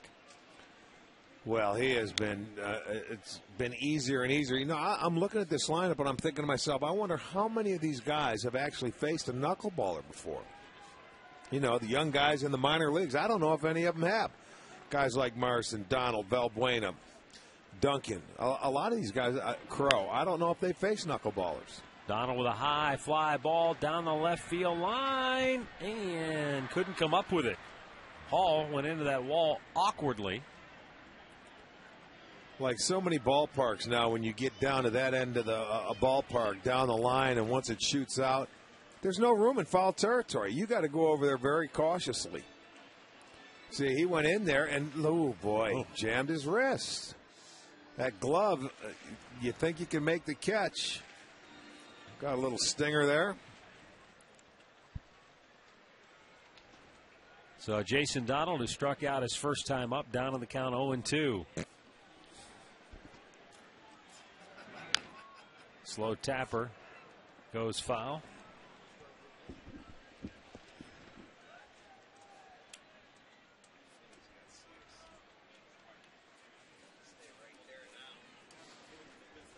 Donald, Trevor Crow, Shin-Soo Choo due up here in the bottom half of inning number 6, 72 pitches for Tim Wakefield. And slowly hit to third. Beltre fields it cleanly and throws him out, 1 away. Browns fans, you're running out of time, but you can still win 2 season tickets courtesy of STO. We're going to choose a winner Thursday. All fans will attend the Browns Select the Seat ticket event at Cleveland Browns Stadium on Saturday. And the event is from 10 a.m. to 2 p.m. All you have to do, log on to STOHD.com for all the information and to register to win 2 Browns season tickets. Trevor Crow 0 for 2. Takes a strike. When the Red Sox signed Tim Wakefield, it was right near the end of spring training in 1995. And before he reported to Pawtucket, the Red Sox hired the Niekro brothers. Sure. And sent Wakefield to work out with them. And Wakefield said of that week that he spent with both Phil and Joe Niekro, he said it wasn't like I learned a new grip or how to throw it differently. But what Phil taught me was to be aggressive with the knuckleball again. He said that's something that I had lost, that I'd gotten away from, and it got me confident again in throwing the knuckleball.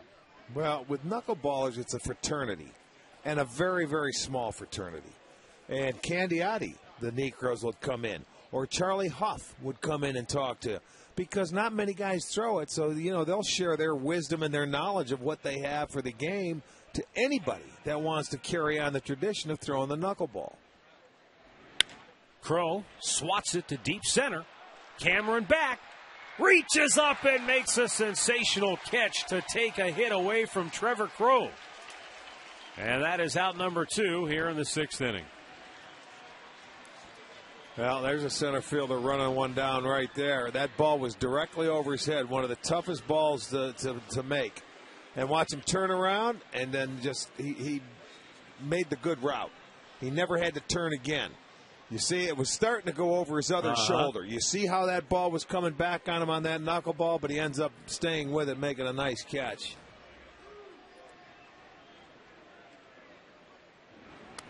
And Shin-Soo Choo, who has the Indians' only hit and scored their only run back in the first.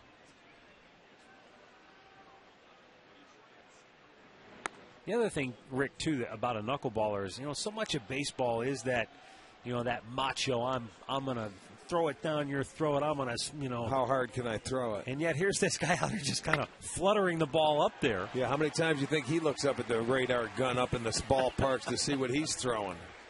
Choo has his second hit and the Indians' only other hit tonight. Our great clip of the game from last night, courtesy of Austin Kearns, his 9th inning home run.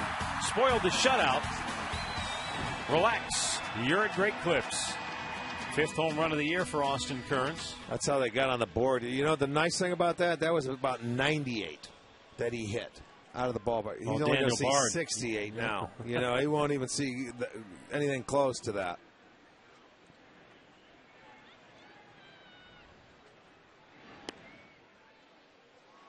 Pitch is down low for ball one.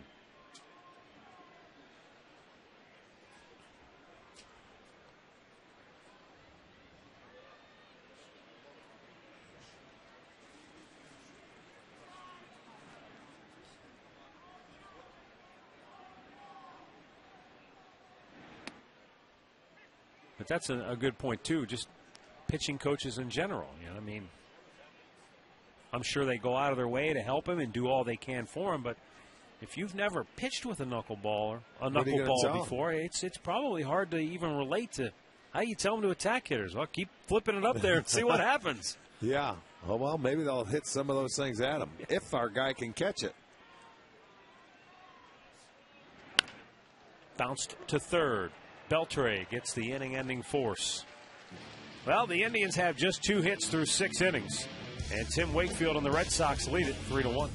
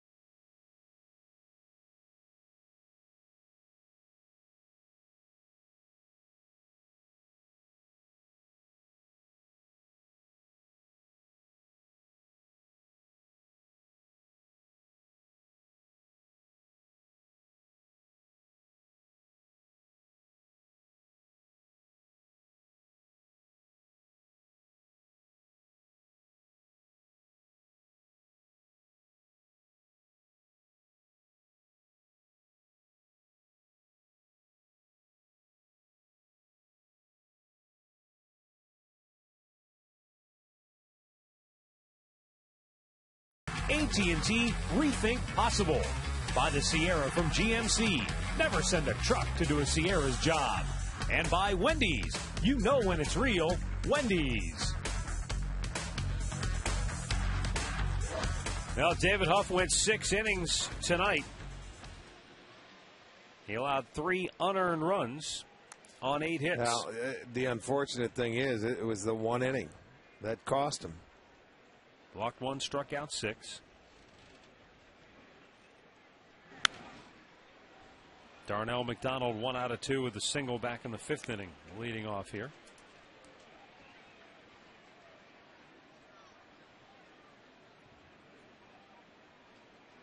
You know, the funny thing is, this game, when you looked at it on paper as a preview, you had 2 starting pitchers with an ERA both over 6. Right. And yet, if not for you the got air, a 3-1 ball game. You might have a 1-0 ball game. Well, that's the way it should be right now, but it's not. It's 3-1, even though they are unearned.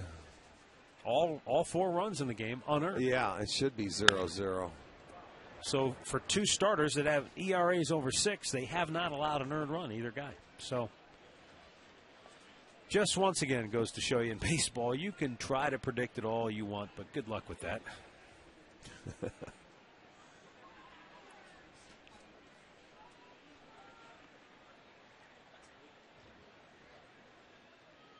Lewis with a 1-2. McDonald bounces it to short.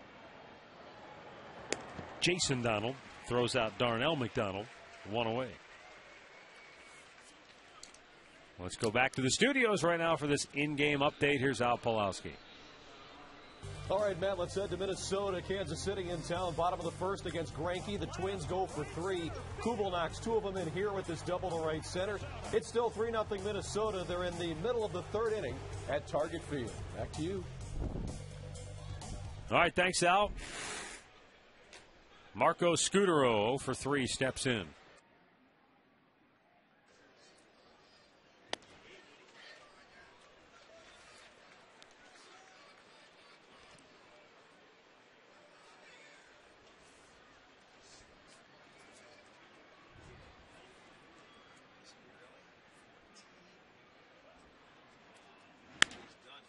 In the air, center field, Crow closing fast, dives straight ahead and makes another sensational grab. So that's 2 terrific diving catches for Trevor Crow so far here tonight. Second time tonight, he's going to come in and make a diving catch. The first one leading off the game. Took extra bases. Another nice play there, extending out in front of you to make a diving catch. Well, that is 2 outs.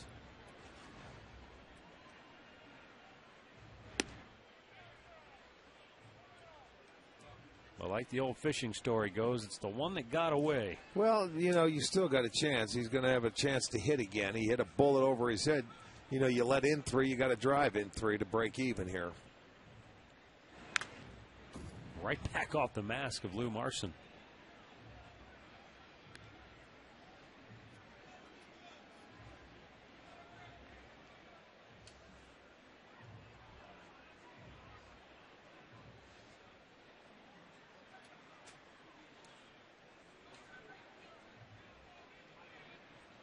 The 1-1 to Pedroia. Swung on and missed. And now Jensen Lewis 1 strike away from working a 1-2-3 7th inning.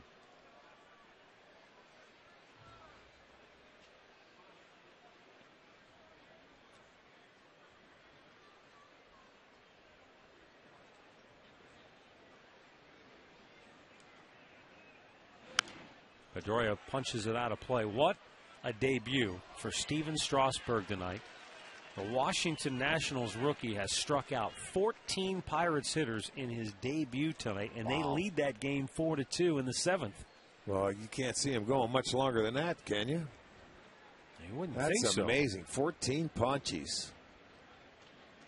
He's out of the ballgame. They just pinch hit for him. 94 pitches on the night. Well, it's his game to win. 14 punchies in your first game. That's impressive. That's like Bob Feller type stuff. And I mean, that's legendary. No walks.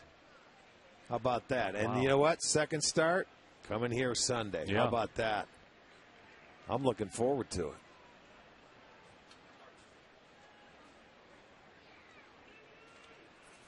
There's the 1-2 to Pedroia. Spun him out of the way. Evens the count.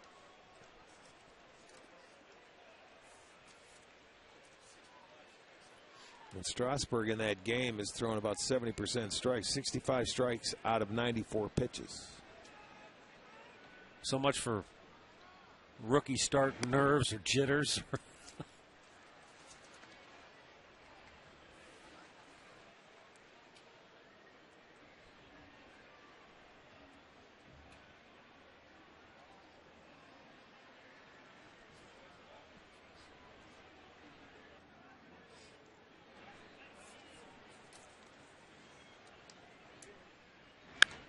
Fouled out of play. Pedroia out in front of it.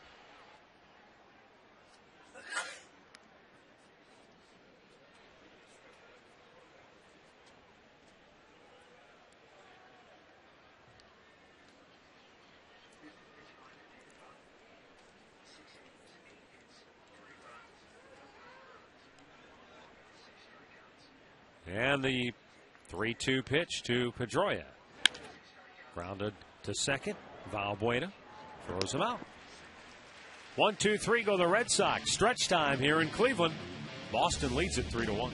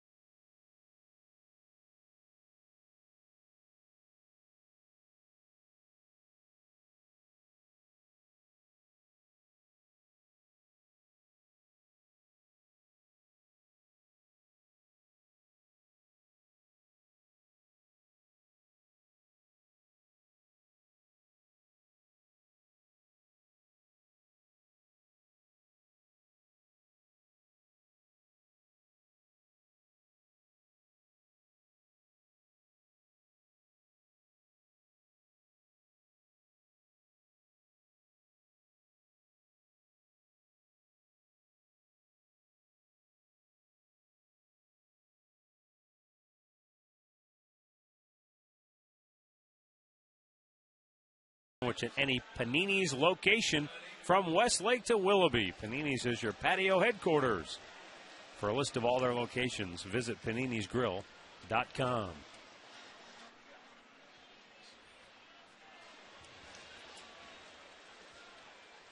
Tim Wakefield try to pitch his way into the Red Sox history books. What's he need, an out? He needs 3.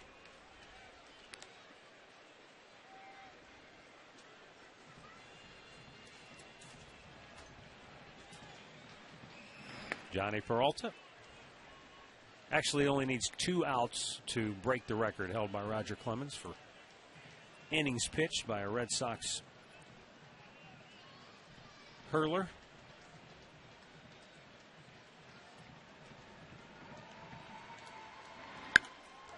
Ripped foul. You know, it's funny, Rick, because you think Red Sox history and a long time they've been around. And now with free agency and guys coming and going, how you think some records are just not going to be touched. And that's one of those longevity records, innings pitched. Well, for, one guy on the same team for that many years. But he just passed Cy Young for sole possession of second place earlier this year. Yeah. Passing people like Cy Young, that's pretty impressive. Peralta strikes out. That's 5 for Wakefield. That ties it as far as innings pitched. There you get a look right there. 2,776 innings. Also, I mean, and they're well past Louis Tiant. And I faced Tiant when he was a Red Sox. And they throw that ball out to put in his keepsake box. That's the one that tied it. But this is the one he's looking for here. This is the one that will give him sole possession of the Red Sox all-time record. And probably, I'm saying probably, a record that will stand for a long time to come. I know people may have thought that once Clemens said it, way back when. And it has, I guess, when you think about it. It has stood for a long time. Because when was the last time Clemens pitched in Boston? 96? Yeah, I think that's about right. It's 14, 15 years since he's even pitched in Boston. But first of all, you have to be able to stay in one place and be good enough. Right. And stay in the rotation and pitch, healthy and everything. Brandon with a towering pop.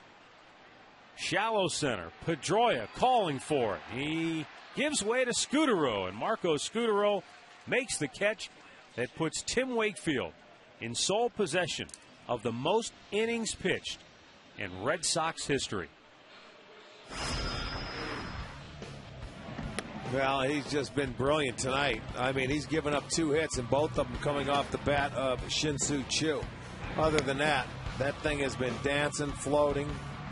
5 punch-outs. He has made it look easy, as we've seen him do before. Now, he might be getting roughed up, prior to coming in here, but I tell you, it's just a matter of the knuckleball is, they can be almost perfect at times.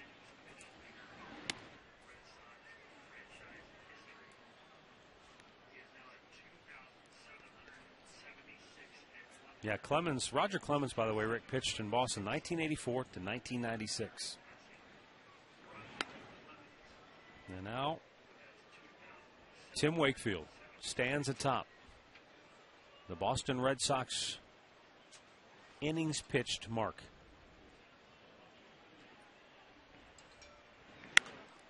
High drive, left field, dancing with the foul pole. It is.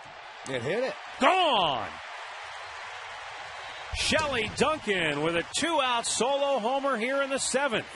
It's a 1-run game. For Duncan, his first home run as a Cleveland Indian. Boy, that one was high and deep, and you never knew what it was going to do. I didn't know. A lot of times on the slow pitch, you end up getting out front, and that ball will hook. I think this one hits the pole high above it. And there's a ball. You see that knuckleball stayed up. When it's high, let it fly. It hit right around the W on that pole. And that gives the Indians a quick run. It makes it a 3-2 ball game. I think you're right. I think it hit and came straight down. Yeah, it did. It hit the W on that pole. So it's a 1-run ball game. Red Sox bullpen busy. One more look. You'll look up at the W and boom, straight down. Slow tapper to first. Inning over. Shelley Duncan's 2-out solo homer, his first as a Cleveland Indian, has cut the Red Sox lead to 1 as we go to the 8th inning.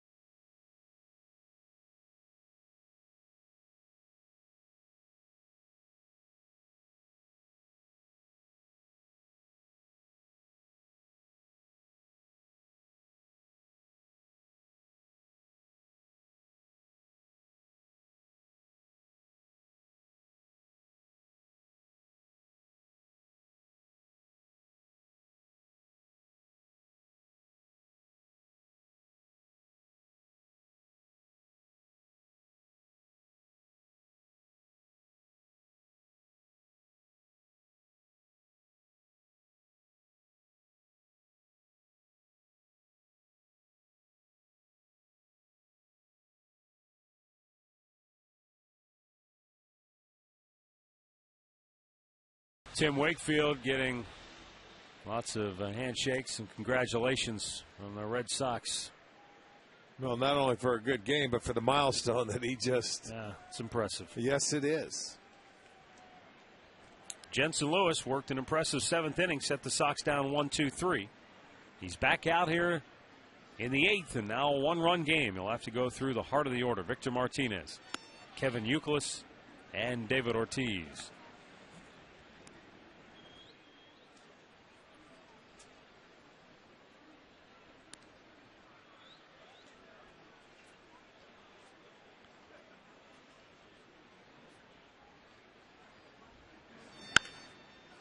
Big bouncer to first. Branyan taking himself. 1 down. Here's the answer to our AT&T trivia question. AT&T Rethink Possible. Back in 1965, the first #1 draft pick of the Cleveland Indians, your pal, Ray Fosse.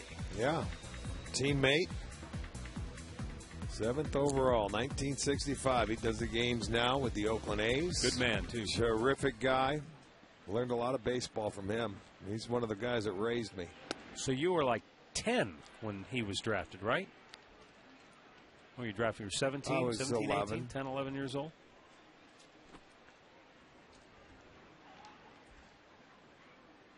And I was drafted, 38 years ago, a couple of days ago, June 6th. As the 2nd pick in the country. Yeah, we're coming up on the 40th anniversary of that, aren't we? In a couple years. Yeah, I was the 38th, June 6th. It's a long time ago.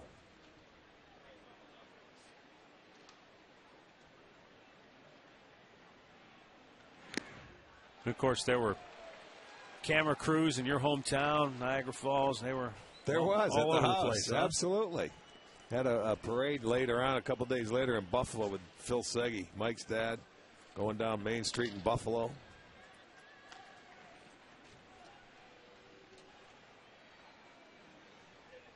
One-two pitch. I was 17 though. I was out of high school. That's why I said you would have been 10 years old, right? Yeah. When he got drafted. They haven't drafted a high school guy here, I think, in the last 9 years. With the #1 overall. Right. CC would have been, but that was farther back than that, wasn't it? Yeah.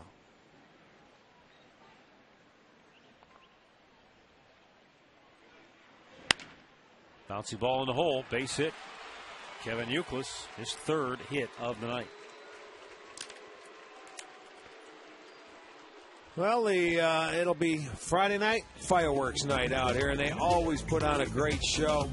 It'll be following the Washington Nationals game, and then that post-game fireworks. It's the Girls of Rock Music, including songs by the Go-Go's, Pat Benatar, No Doubt, and Joan Jett.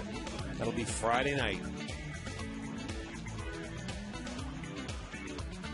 Manny Acta going to make a move to the bullpen. Left-hander Tony Sipp coming on when we come back.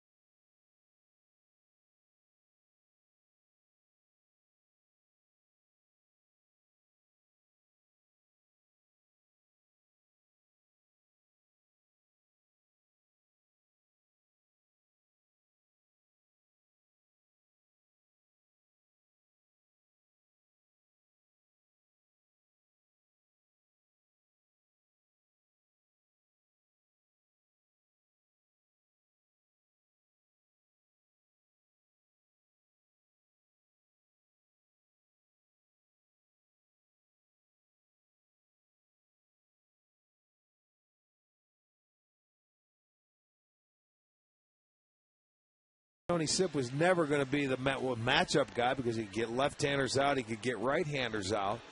But right now, maybe to get some confidence back for him, Manny Acta trying to put him in situations where he's going to succeed. Well, the problem, too, for Tony is all of a sudden the right-handers, they're still not hitting him all that well, but the hits he's given up are long balls. 4 home runs allowed to right-handed hitters, just 1 to a lefty. That's, you just want to erase that. You don't want to look at those numbers because they are ugly. Ortiz 1 for 3.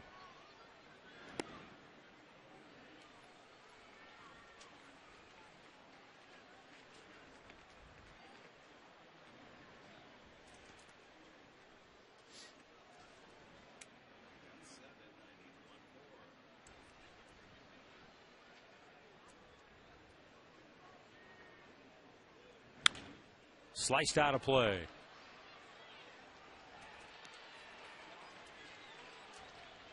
Ortiz drove in a run in the 4th and then came around to score himself.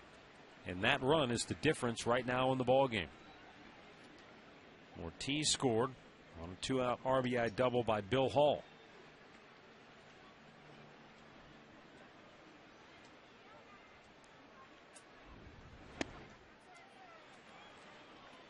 Two balls and a strike. Jensen Lewis worked an inning and a 3rd. He allowed the hit by Kevin Youkilis. And then Manny Acta made the move to the lefty Sipp. Runner goes. Swung on and missed. Throw down. Not in time. I'll give Youkilis credit. He had him timed, or he just guessed perfectly. He guessed perfectly. you know, with the shift on, you take off, and it looks like it made Ortiz swing. You know, sometimes you get a hitter up there, and he swung at a ball, and you're thinking, maybe I missed a hit and run. They're not going to hit and run with him, but Euclid just took off. And it looked like it surprised Ortiz, to be honest with you.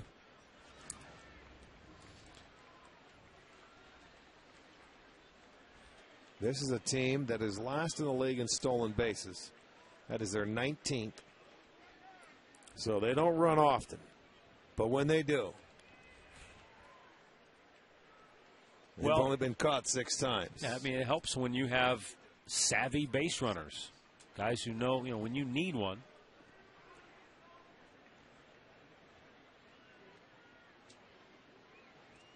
Two-two pitch. In the dirt, full count. Stealing, as I've learned over the years, is not all about speed. It helps, but it's more about knowing the pitchers, knowing what pitch you're going to run on. And steal it when you need it. I mean, that to me is what you call a real stolen base, is when you need it, your team needs it. And right then and there, that's a good time to steal. With the Ortiz hit, you figure you're going to get a breaking ball. It's a one-run game. You want to try and add to it. And you can't get thrown out because you got the big boy who can drive you in or hit a home run.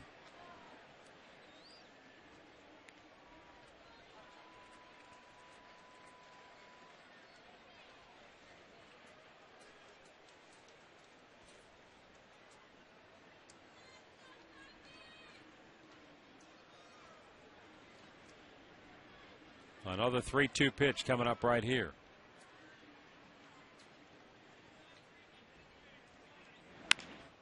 Bouncer just wide of the mark.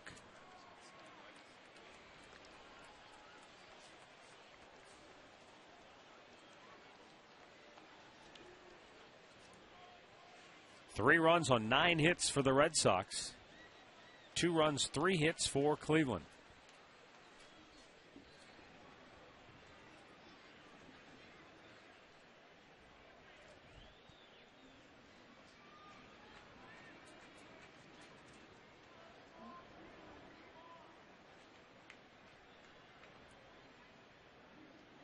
Sips 3-2.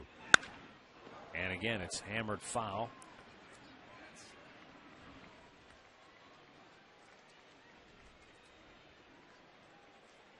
It's an 8-pitch at bat for David Ortiz. And the right-handed hitting Adrian Beltre waits on deck. Yet to be seen if Manny Acta stays with Sip or if he goes back to the bullpen.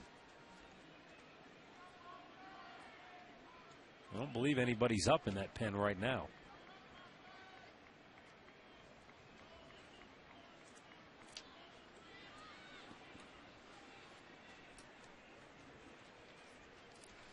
Ortiz has seen 24 pitches in his 4 at-bats today. An average of 6 every time up.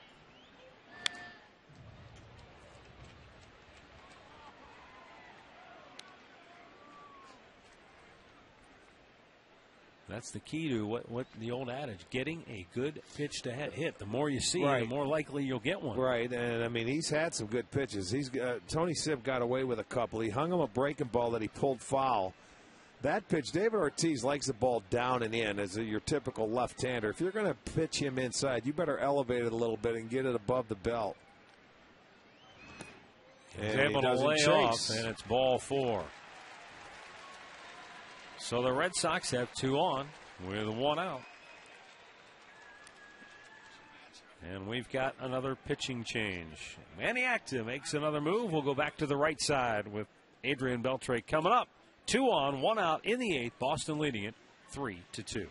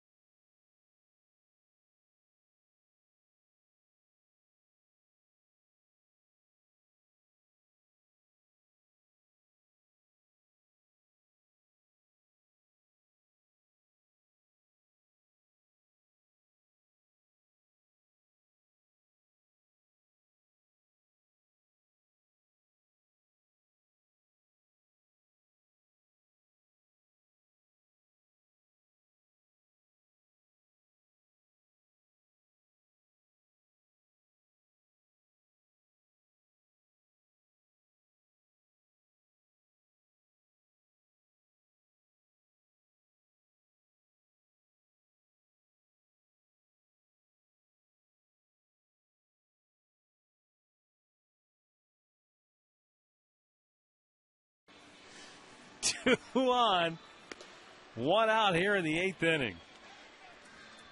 And the new pitcher is right-hander Chris Perez, coming on in relief of Tony Sipp. All right, third pitcher in the inning. Jensen Lewis started it. Tony Sipp came on. Battled Ortiz. Ortiz won that battle. He walked him, so it's first and second and 1 out. Chris Perez now to try and keep this a 1-run ball game here in the 8th inning.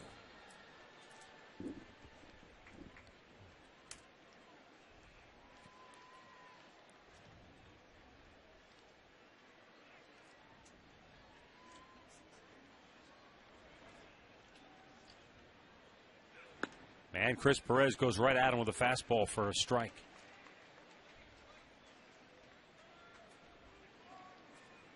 Beltre signed a 1-year deal with the Red Sox, but there is an option for next season. Swung on and missed, and it's unusual, Rick, in that it's a player option. Usually, it's a club option. He's got a player option for next year. Yeah, that's a rarity.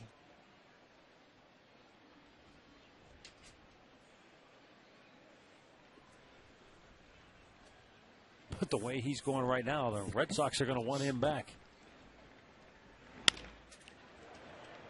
Donald Fields goes to second, and they get the force for out number 2.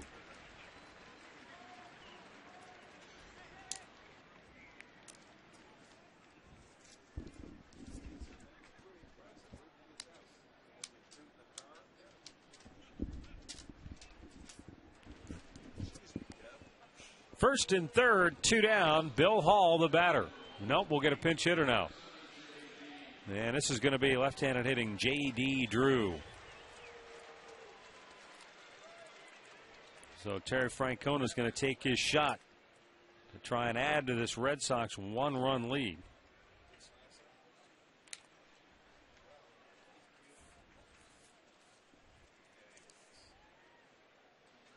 J.D. Drew on the year, 1 for 2 as a pinch hitter. There you see his season numbers.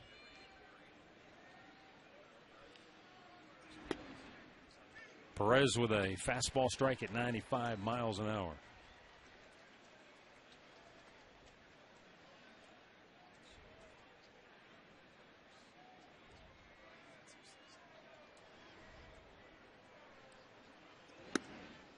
Up high, 1-1.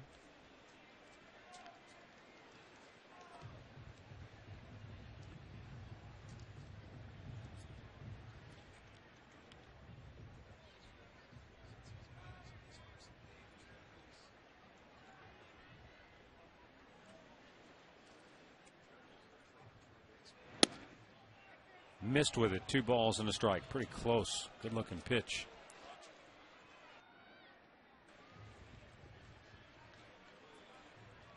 His family still calls him Jonathan, but his dad goes by David. And when he got to school, Jonathan Drew just turned into J.D.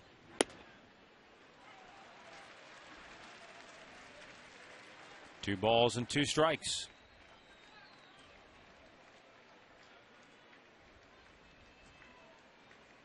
Of course, his brother Tim was a first-round pick, just like J.D.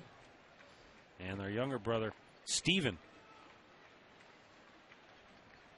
was a top-notch player. Runner goes, and a line drive just foul. Brandon threw his glove up, couldn't snare it, and the ball goes foul.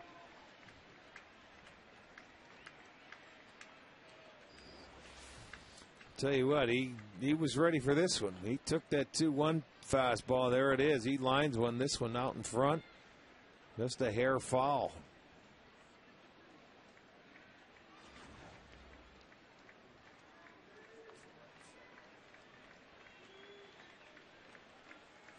Runner goes, 2-2 pitch, fouled right back.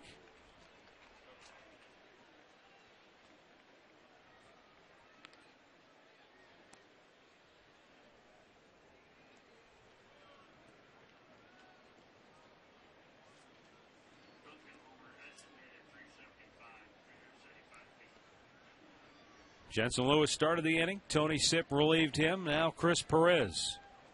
working here in the bottom of the 8th inning, or top of the 8th inning, excuse me. Indians down 3-2. Red Sox at the corners. And the 2-2, nope. Step off, throw back to first, but Beltre wasn't far off the bag.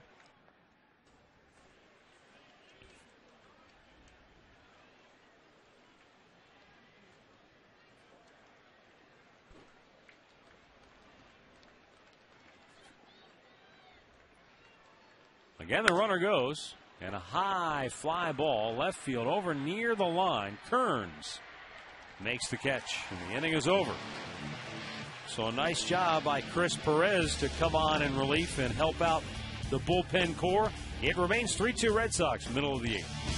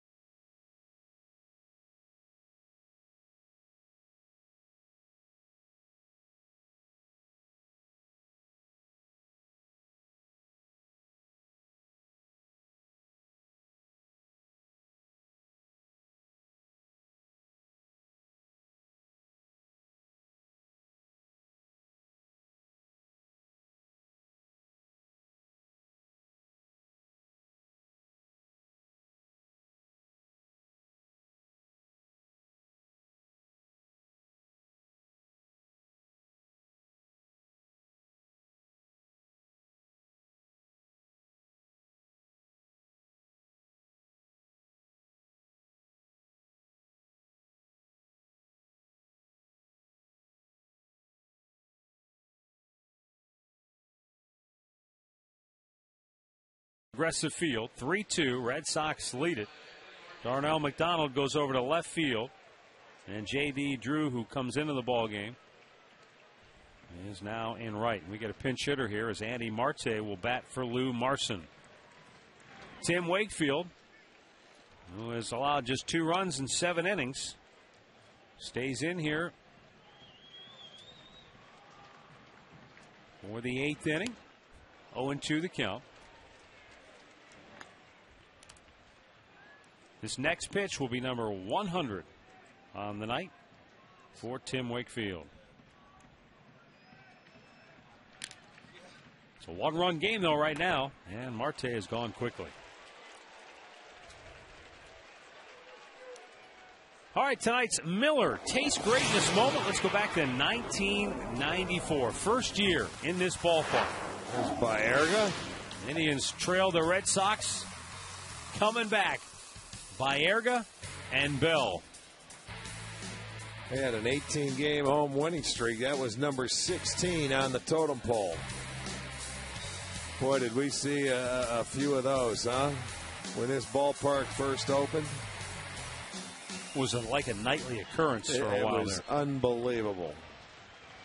We'll get a pinch hitter for Jason Donald here. It will be Travis Hafner.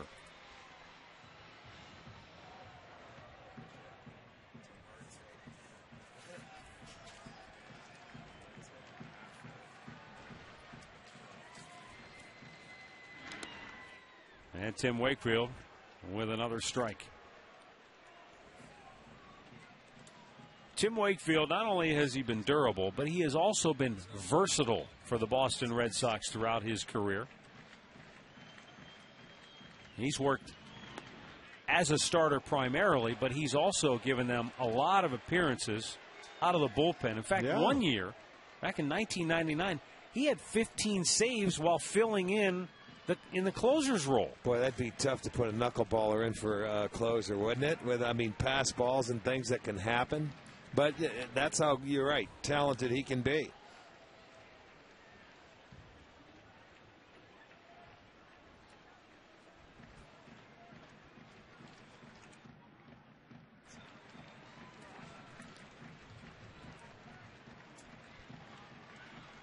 There's the 1-2 pitch. Down low. 2 balls and 2 strikes. Wakefield was a 17-game winner in 07.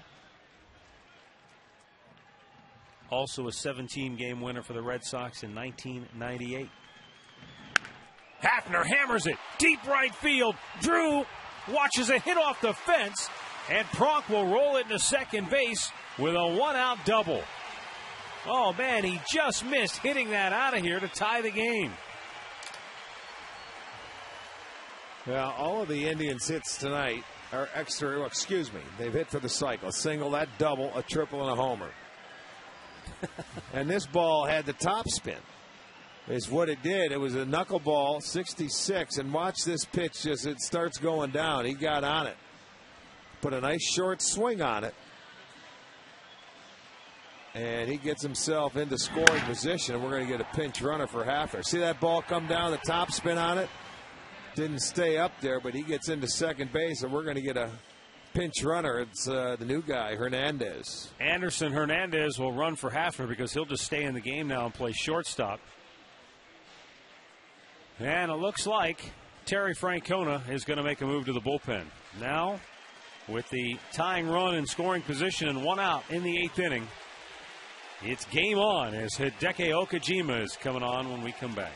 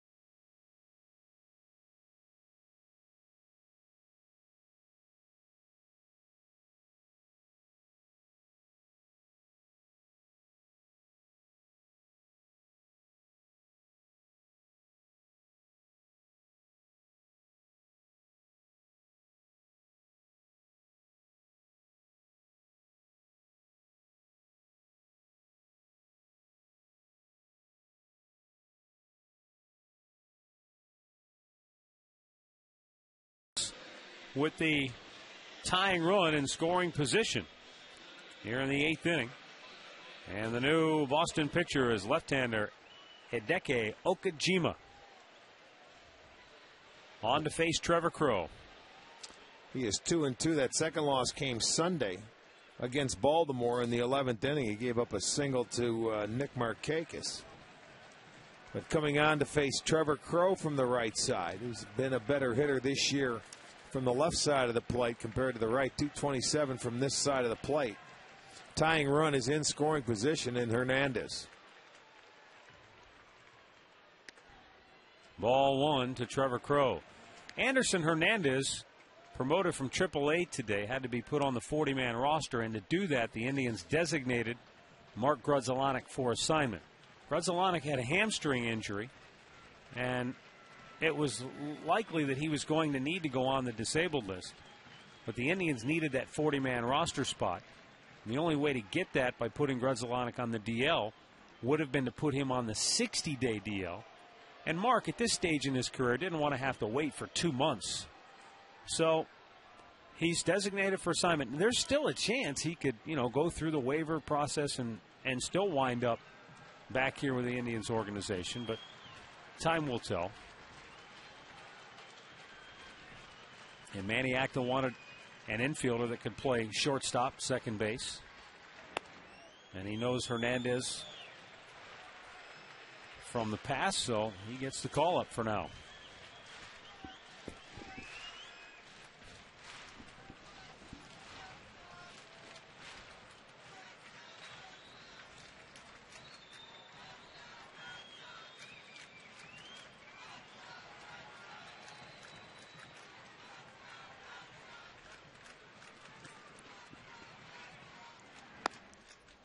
Not biting on that inside he's pitch. not. 3 straight times, and Crow with the good eye. He's not helping him out. So you go ahead. You've got Chu, the left-hander that's on deck. I don't know if he's just staying inside, doesn't want to give him a strike to put him on base and possibly set up a double play, but that would be the go-ahead run you're putting on. I don't think he wants to do that. Just hasn't been able to locate it where he wants so far. 3-0. Paints that one right down the middle.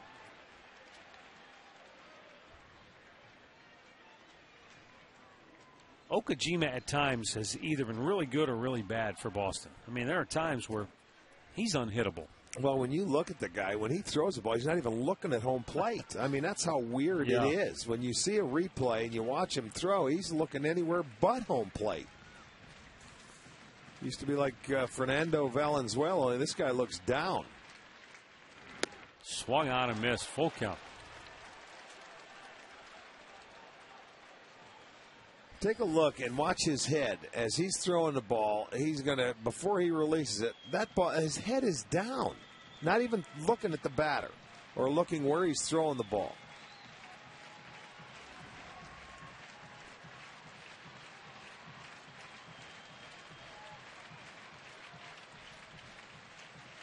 Wants the changeup, apparently, and it's right back to the pitcher, Okajima. Came back from that 3-0 count. Give him credit. Able to retire Crow for the second out. Well, we turn back the clock this Saturday. Washington Nationals in town. The Indians will be wearing their 1920 throwback jerseys. And Washington will sport the 24 Senators uniform, and all fans are going to receive a Shin-Soo Choo bobblehead.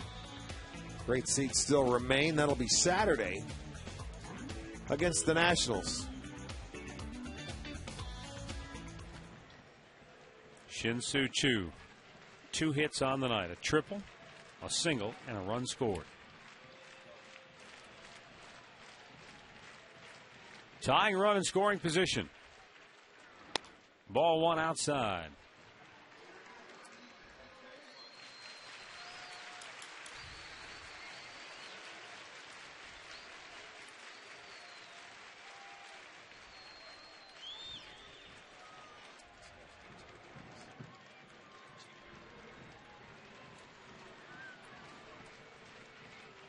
Anderson Hernandez representing the tying run for Cleveland. Here in his Indians debut as a pinch runner. High, 2 balls, no strikes. So for the second straight hitter, Okajima has fallen behind.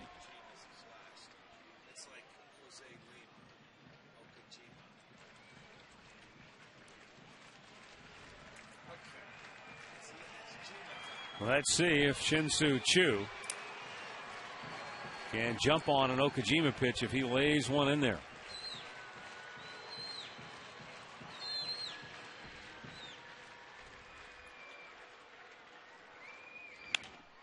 Popped up foul and into the seats. 2-1.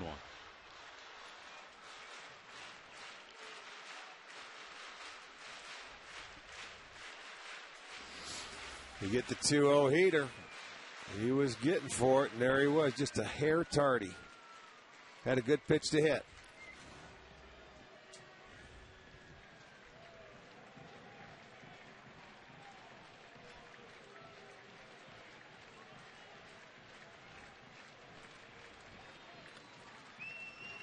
Runner goes, swung on and missed. And Hernandez in the third with the steal, but they don't care about him right now. They're looking for their man at the plate. Base hit would have scored him anyway. Now, of course, you get the possibility of a error, wild pitch or something. Right, you get a few more options on your side. But, you know, with the infielders playing back, they're not worried about it. They want the out. Chu trying to deliver here in the 8th with 2 down. Checked his swing, and the count goes full. So the second straight hitter that Okajima has faced with a full count. Austin Kearns would be next.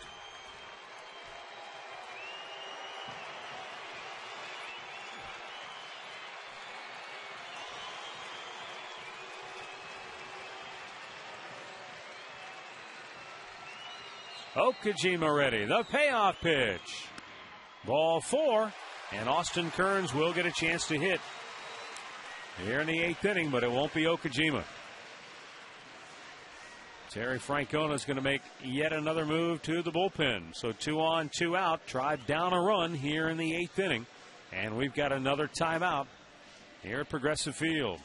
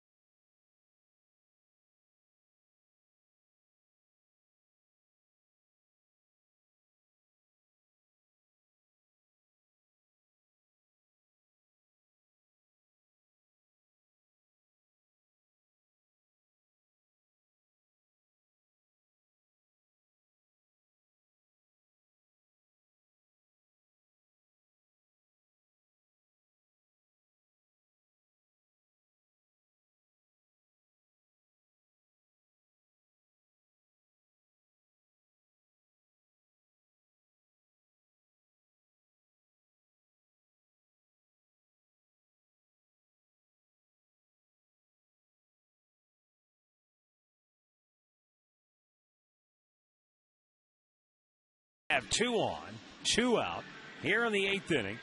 Ramon Ramirez is coming on now to face Austin Kearns with a game on the line here in the 8th for Boston.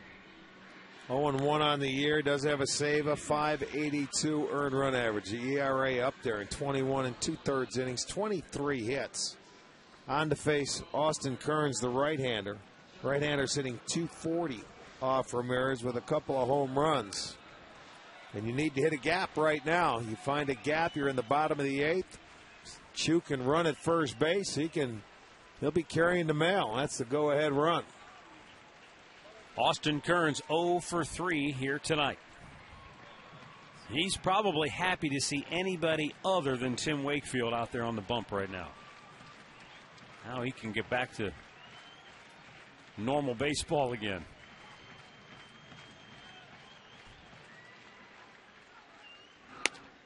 Outside, ball 1.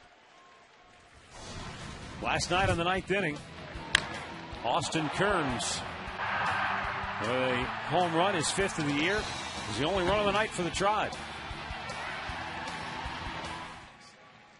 And a winner in our Shell gasoline giveaway contest.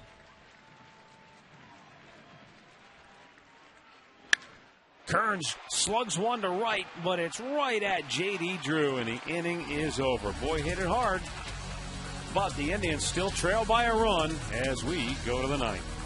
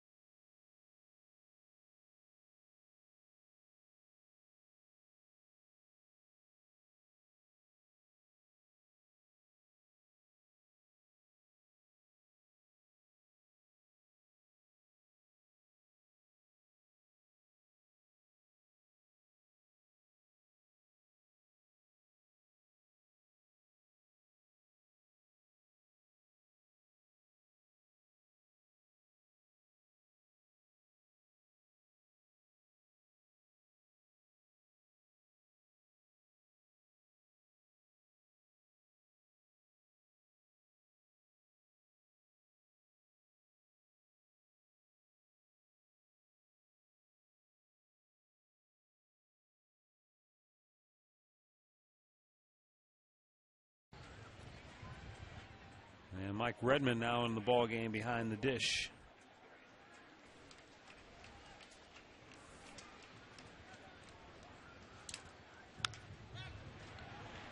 First ball swinging. Mike Cameron pops it up. Luis Valbuena. 1 down. Browns punter Dave Zastudil and place kicker Phil Dawson offering a comprehensive camp for punters and kickers who are looking to tune up their game. For 7th graders and up, they can register now for the June 13th camp at Bay Village High School. Follow the link on stohd.com for all the information.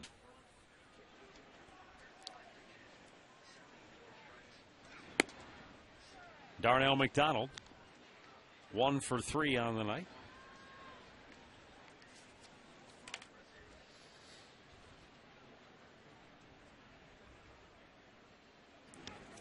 That hit him. So Darnell McDonald down to first with 1 out. And we go to the top of the order. Looking ahead to the bottom of the ninth, it'll be Johnny Peralta, Russell Brandon, and Shelley Duncan due up for the Indians. Marco Scudero is 0 for 4 tonight. And the biggest problem Marco Scudero has had tonight is that he has tested Trevor Crowe twice with sinking line drives, and twice Trevor Crowe has made diving catches. Scudero last night had 3 doubles in the ballgame.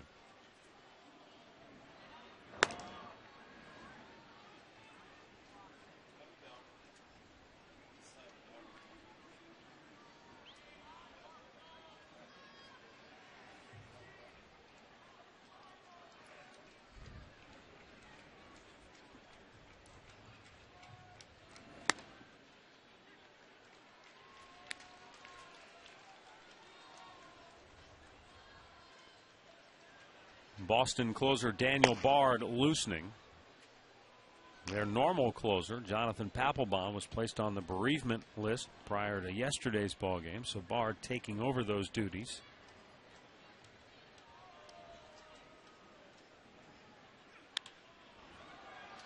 Center field, Austin Kearns, or excuse me, left field, Austin Kearns makes the catch.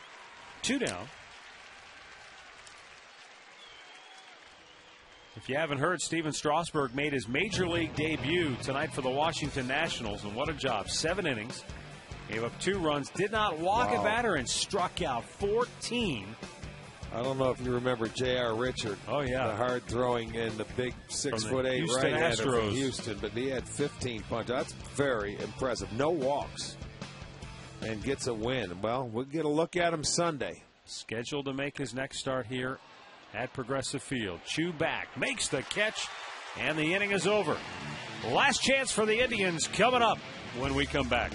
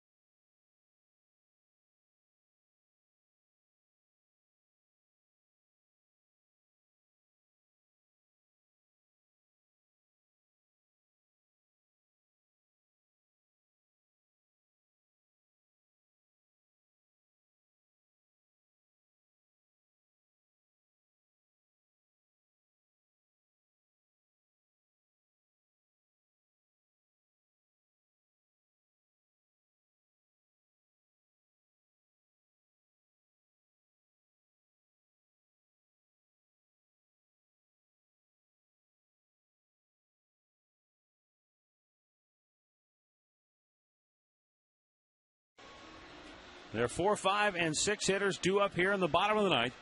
Right-hander Daniel Bard will try to close this one out for the Red Sox. He did give up a solo homer in the 9th inning last night. Yeah, he had a scoreless stretch before that home run from Kearns for 10 games before last night. But nice 203 earned run average. He's gunning for save number 2. 3 outs away. There's only been 1 earned run in this ball game, and that was the home run off the bat of Shelley Duncan back in the 7th inning.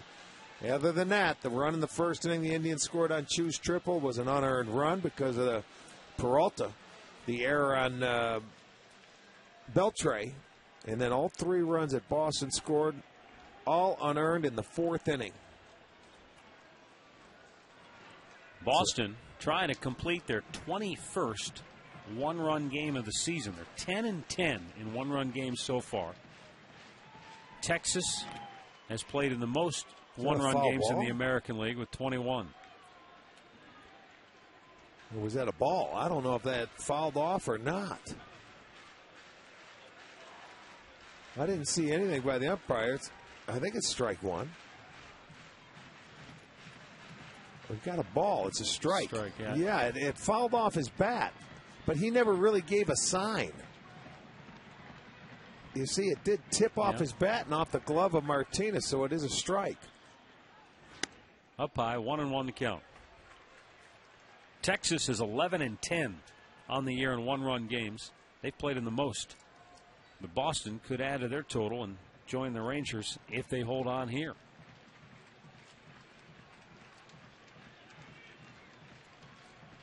Well, Texas could be involved in another one before the night's over. They lead Seattle 3-1 in the 6th. Peralta went fishing. 1 ball, 2 strikes.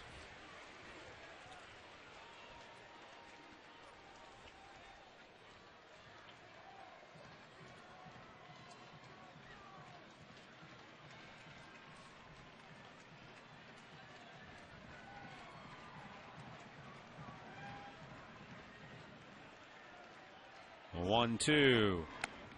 Did he hold up? He did, says first base ump Todd Titchener.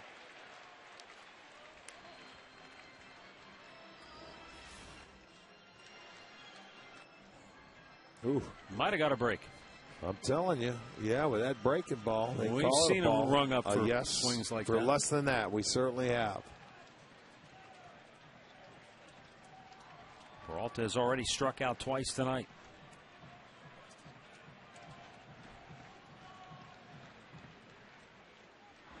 Swung on and missed. Peralta with a hat trick. 3 strikeouts on the night. 1 down here in the 9th inning. Our player of the game tonight is Tim Wakefield. The Red Sox starter became Boston's all-time leader in innings pitched. He gave up 1 earned run. That was a solo homer hit by Shelley Duncan in the 7th.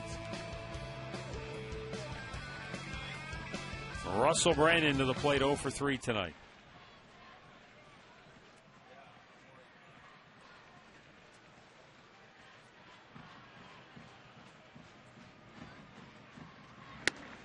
Fastball missed inside.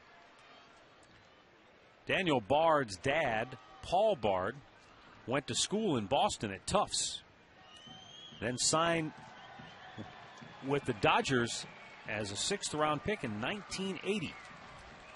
His dad got as high as AAA in the minor leagues. Also playing in the Orioles system. 2 balls, no strikes.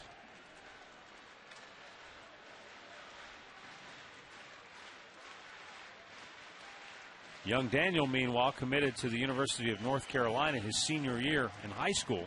The Yankees chose him in the 20th round that year, but couldn't sign him.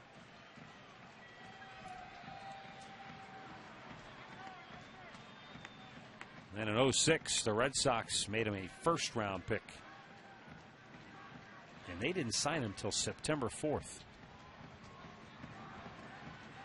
Now you have to sign him before the end of August, right? I'm sure. 2-0 pitch. 3 balls, no strikes. Conrad's Tire Express and Total Car Care post-game show comes your way right after we wrap things up here tonight. hoping for a thrilling finish. Indians down a run. 3-0 count for Russell Brandon.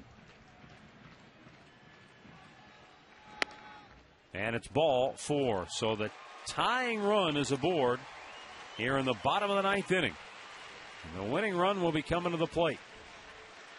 Shelley Duncan, who homered off Tim Wakefield in the 7th, right down the left field line, right off the pole.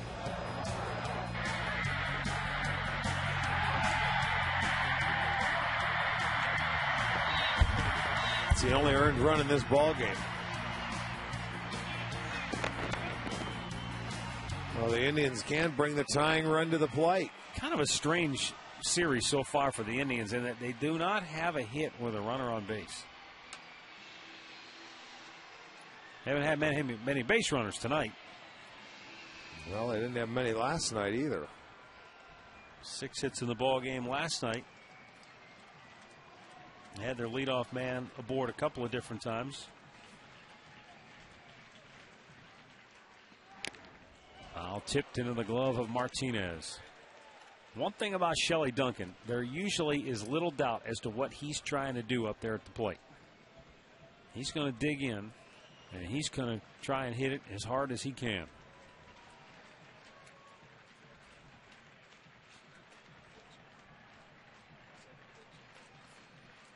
Bard stares in with the tying run at first base.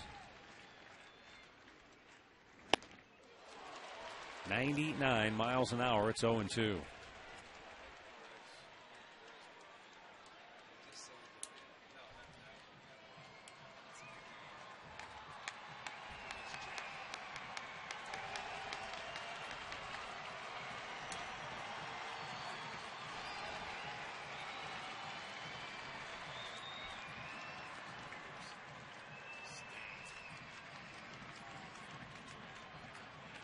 And the 2-strike pitch from Daniel Bard almost nailed him in the helmet. Well, that's one got away. They wanted to go away right there, and that one just got under it, and it started out at Duncan, and it sort of froze him. See, that ball, you don't know what to do, man, when you see it coming at your face. When you know this guy can throw 98 miles an hour, 99. I'll tell you what, scary feeling right there. He just got under one, and it wasn't intentional.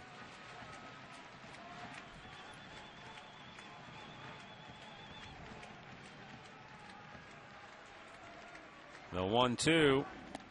Martinez with a good block. Keeps Brandon at first base. Well, that's where you really have to be heads up as a base runner. I mean, when this guy's throwing 90 plus and he's got that breaking ball and you see that ball go in the dirt, man, you got to be heads up and try and take the extra base if you can get it with 1 out. Brandon was walking his way back to first base. Russell's not a great base runner. Well, they don't have anybody else to pinch run either because they, you know, with the moves, they just don't have anybody else. No, they got nobody left. Everybody has been used. Fouled on the off-speed pitch out in front of that one.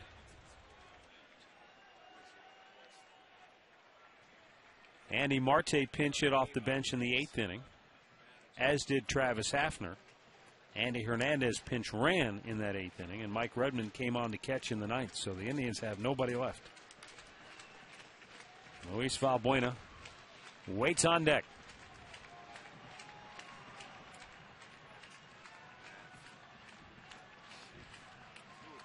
Bard's 2-2 pitch.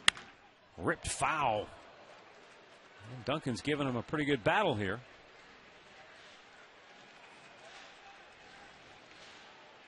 But with Shelley Duncan, you expect nothing less. Well, he's up there, man. He loves to hit that fastball.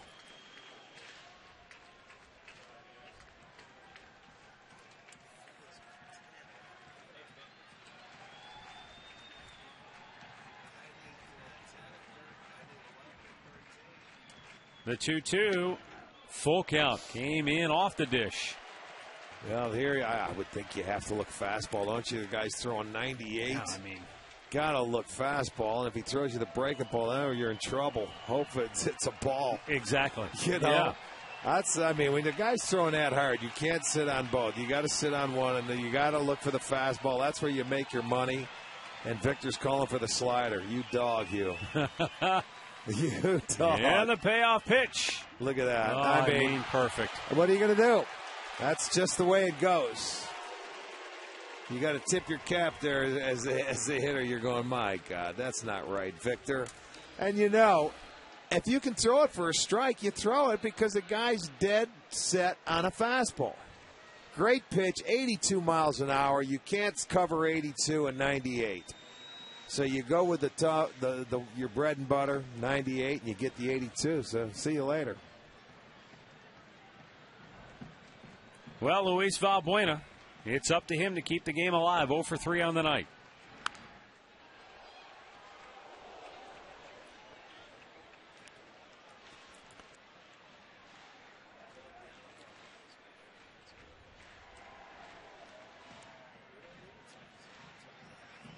Daniel Bard has struck out 2. He's walked 1 here in the ninth.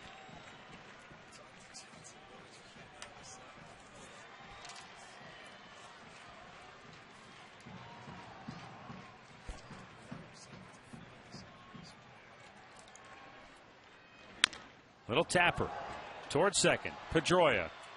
And the Red Sox win again.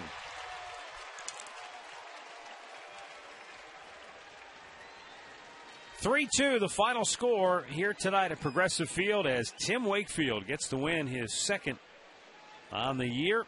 He's now 2-4. David Huff, the hard luck loser here tonight, he drops to 2-7. With the win, Boston now 10 games over the break-even mark at 35-25. Indians drop to 21-36 on the season.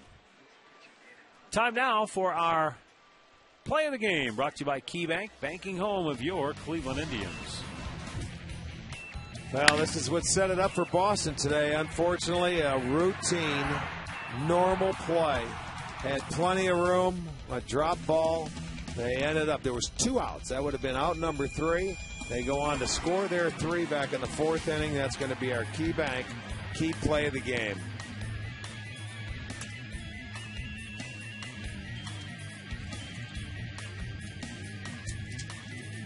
Well, another frustrating, disappointing defeat for the Indians.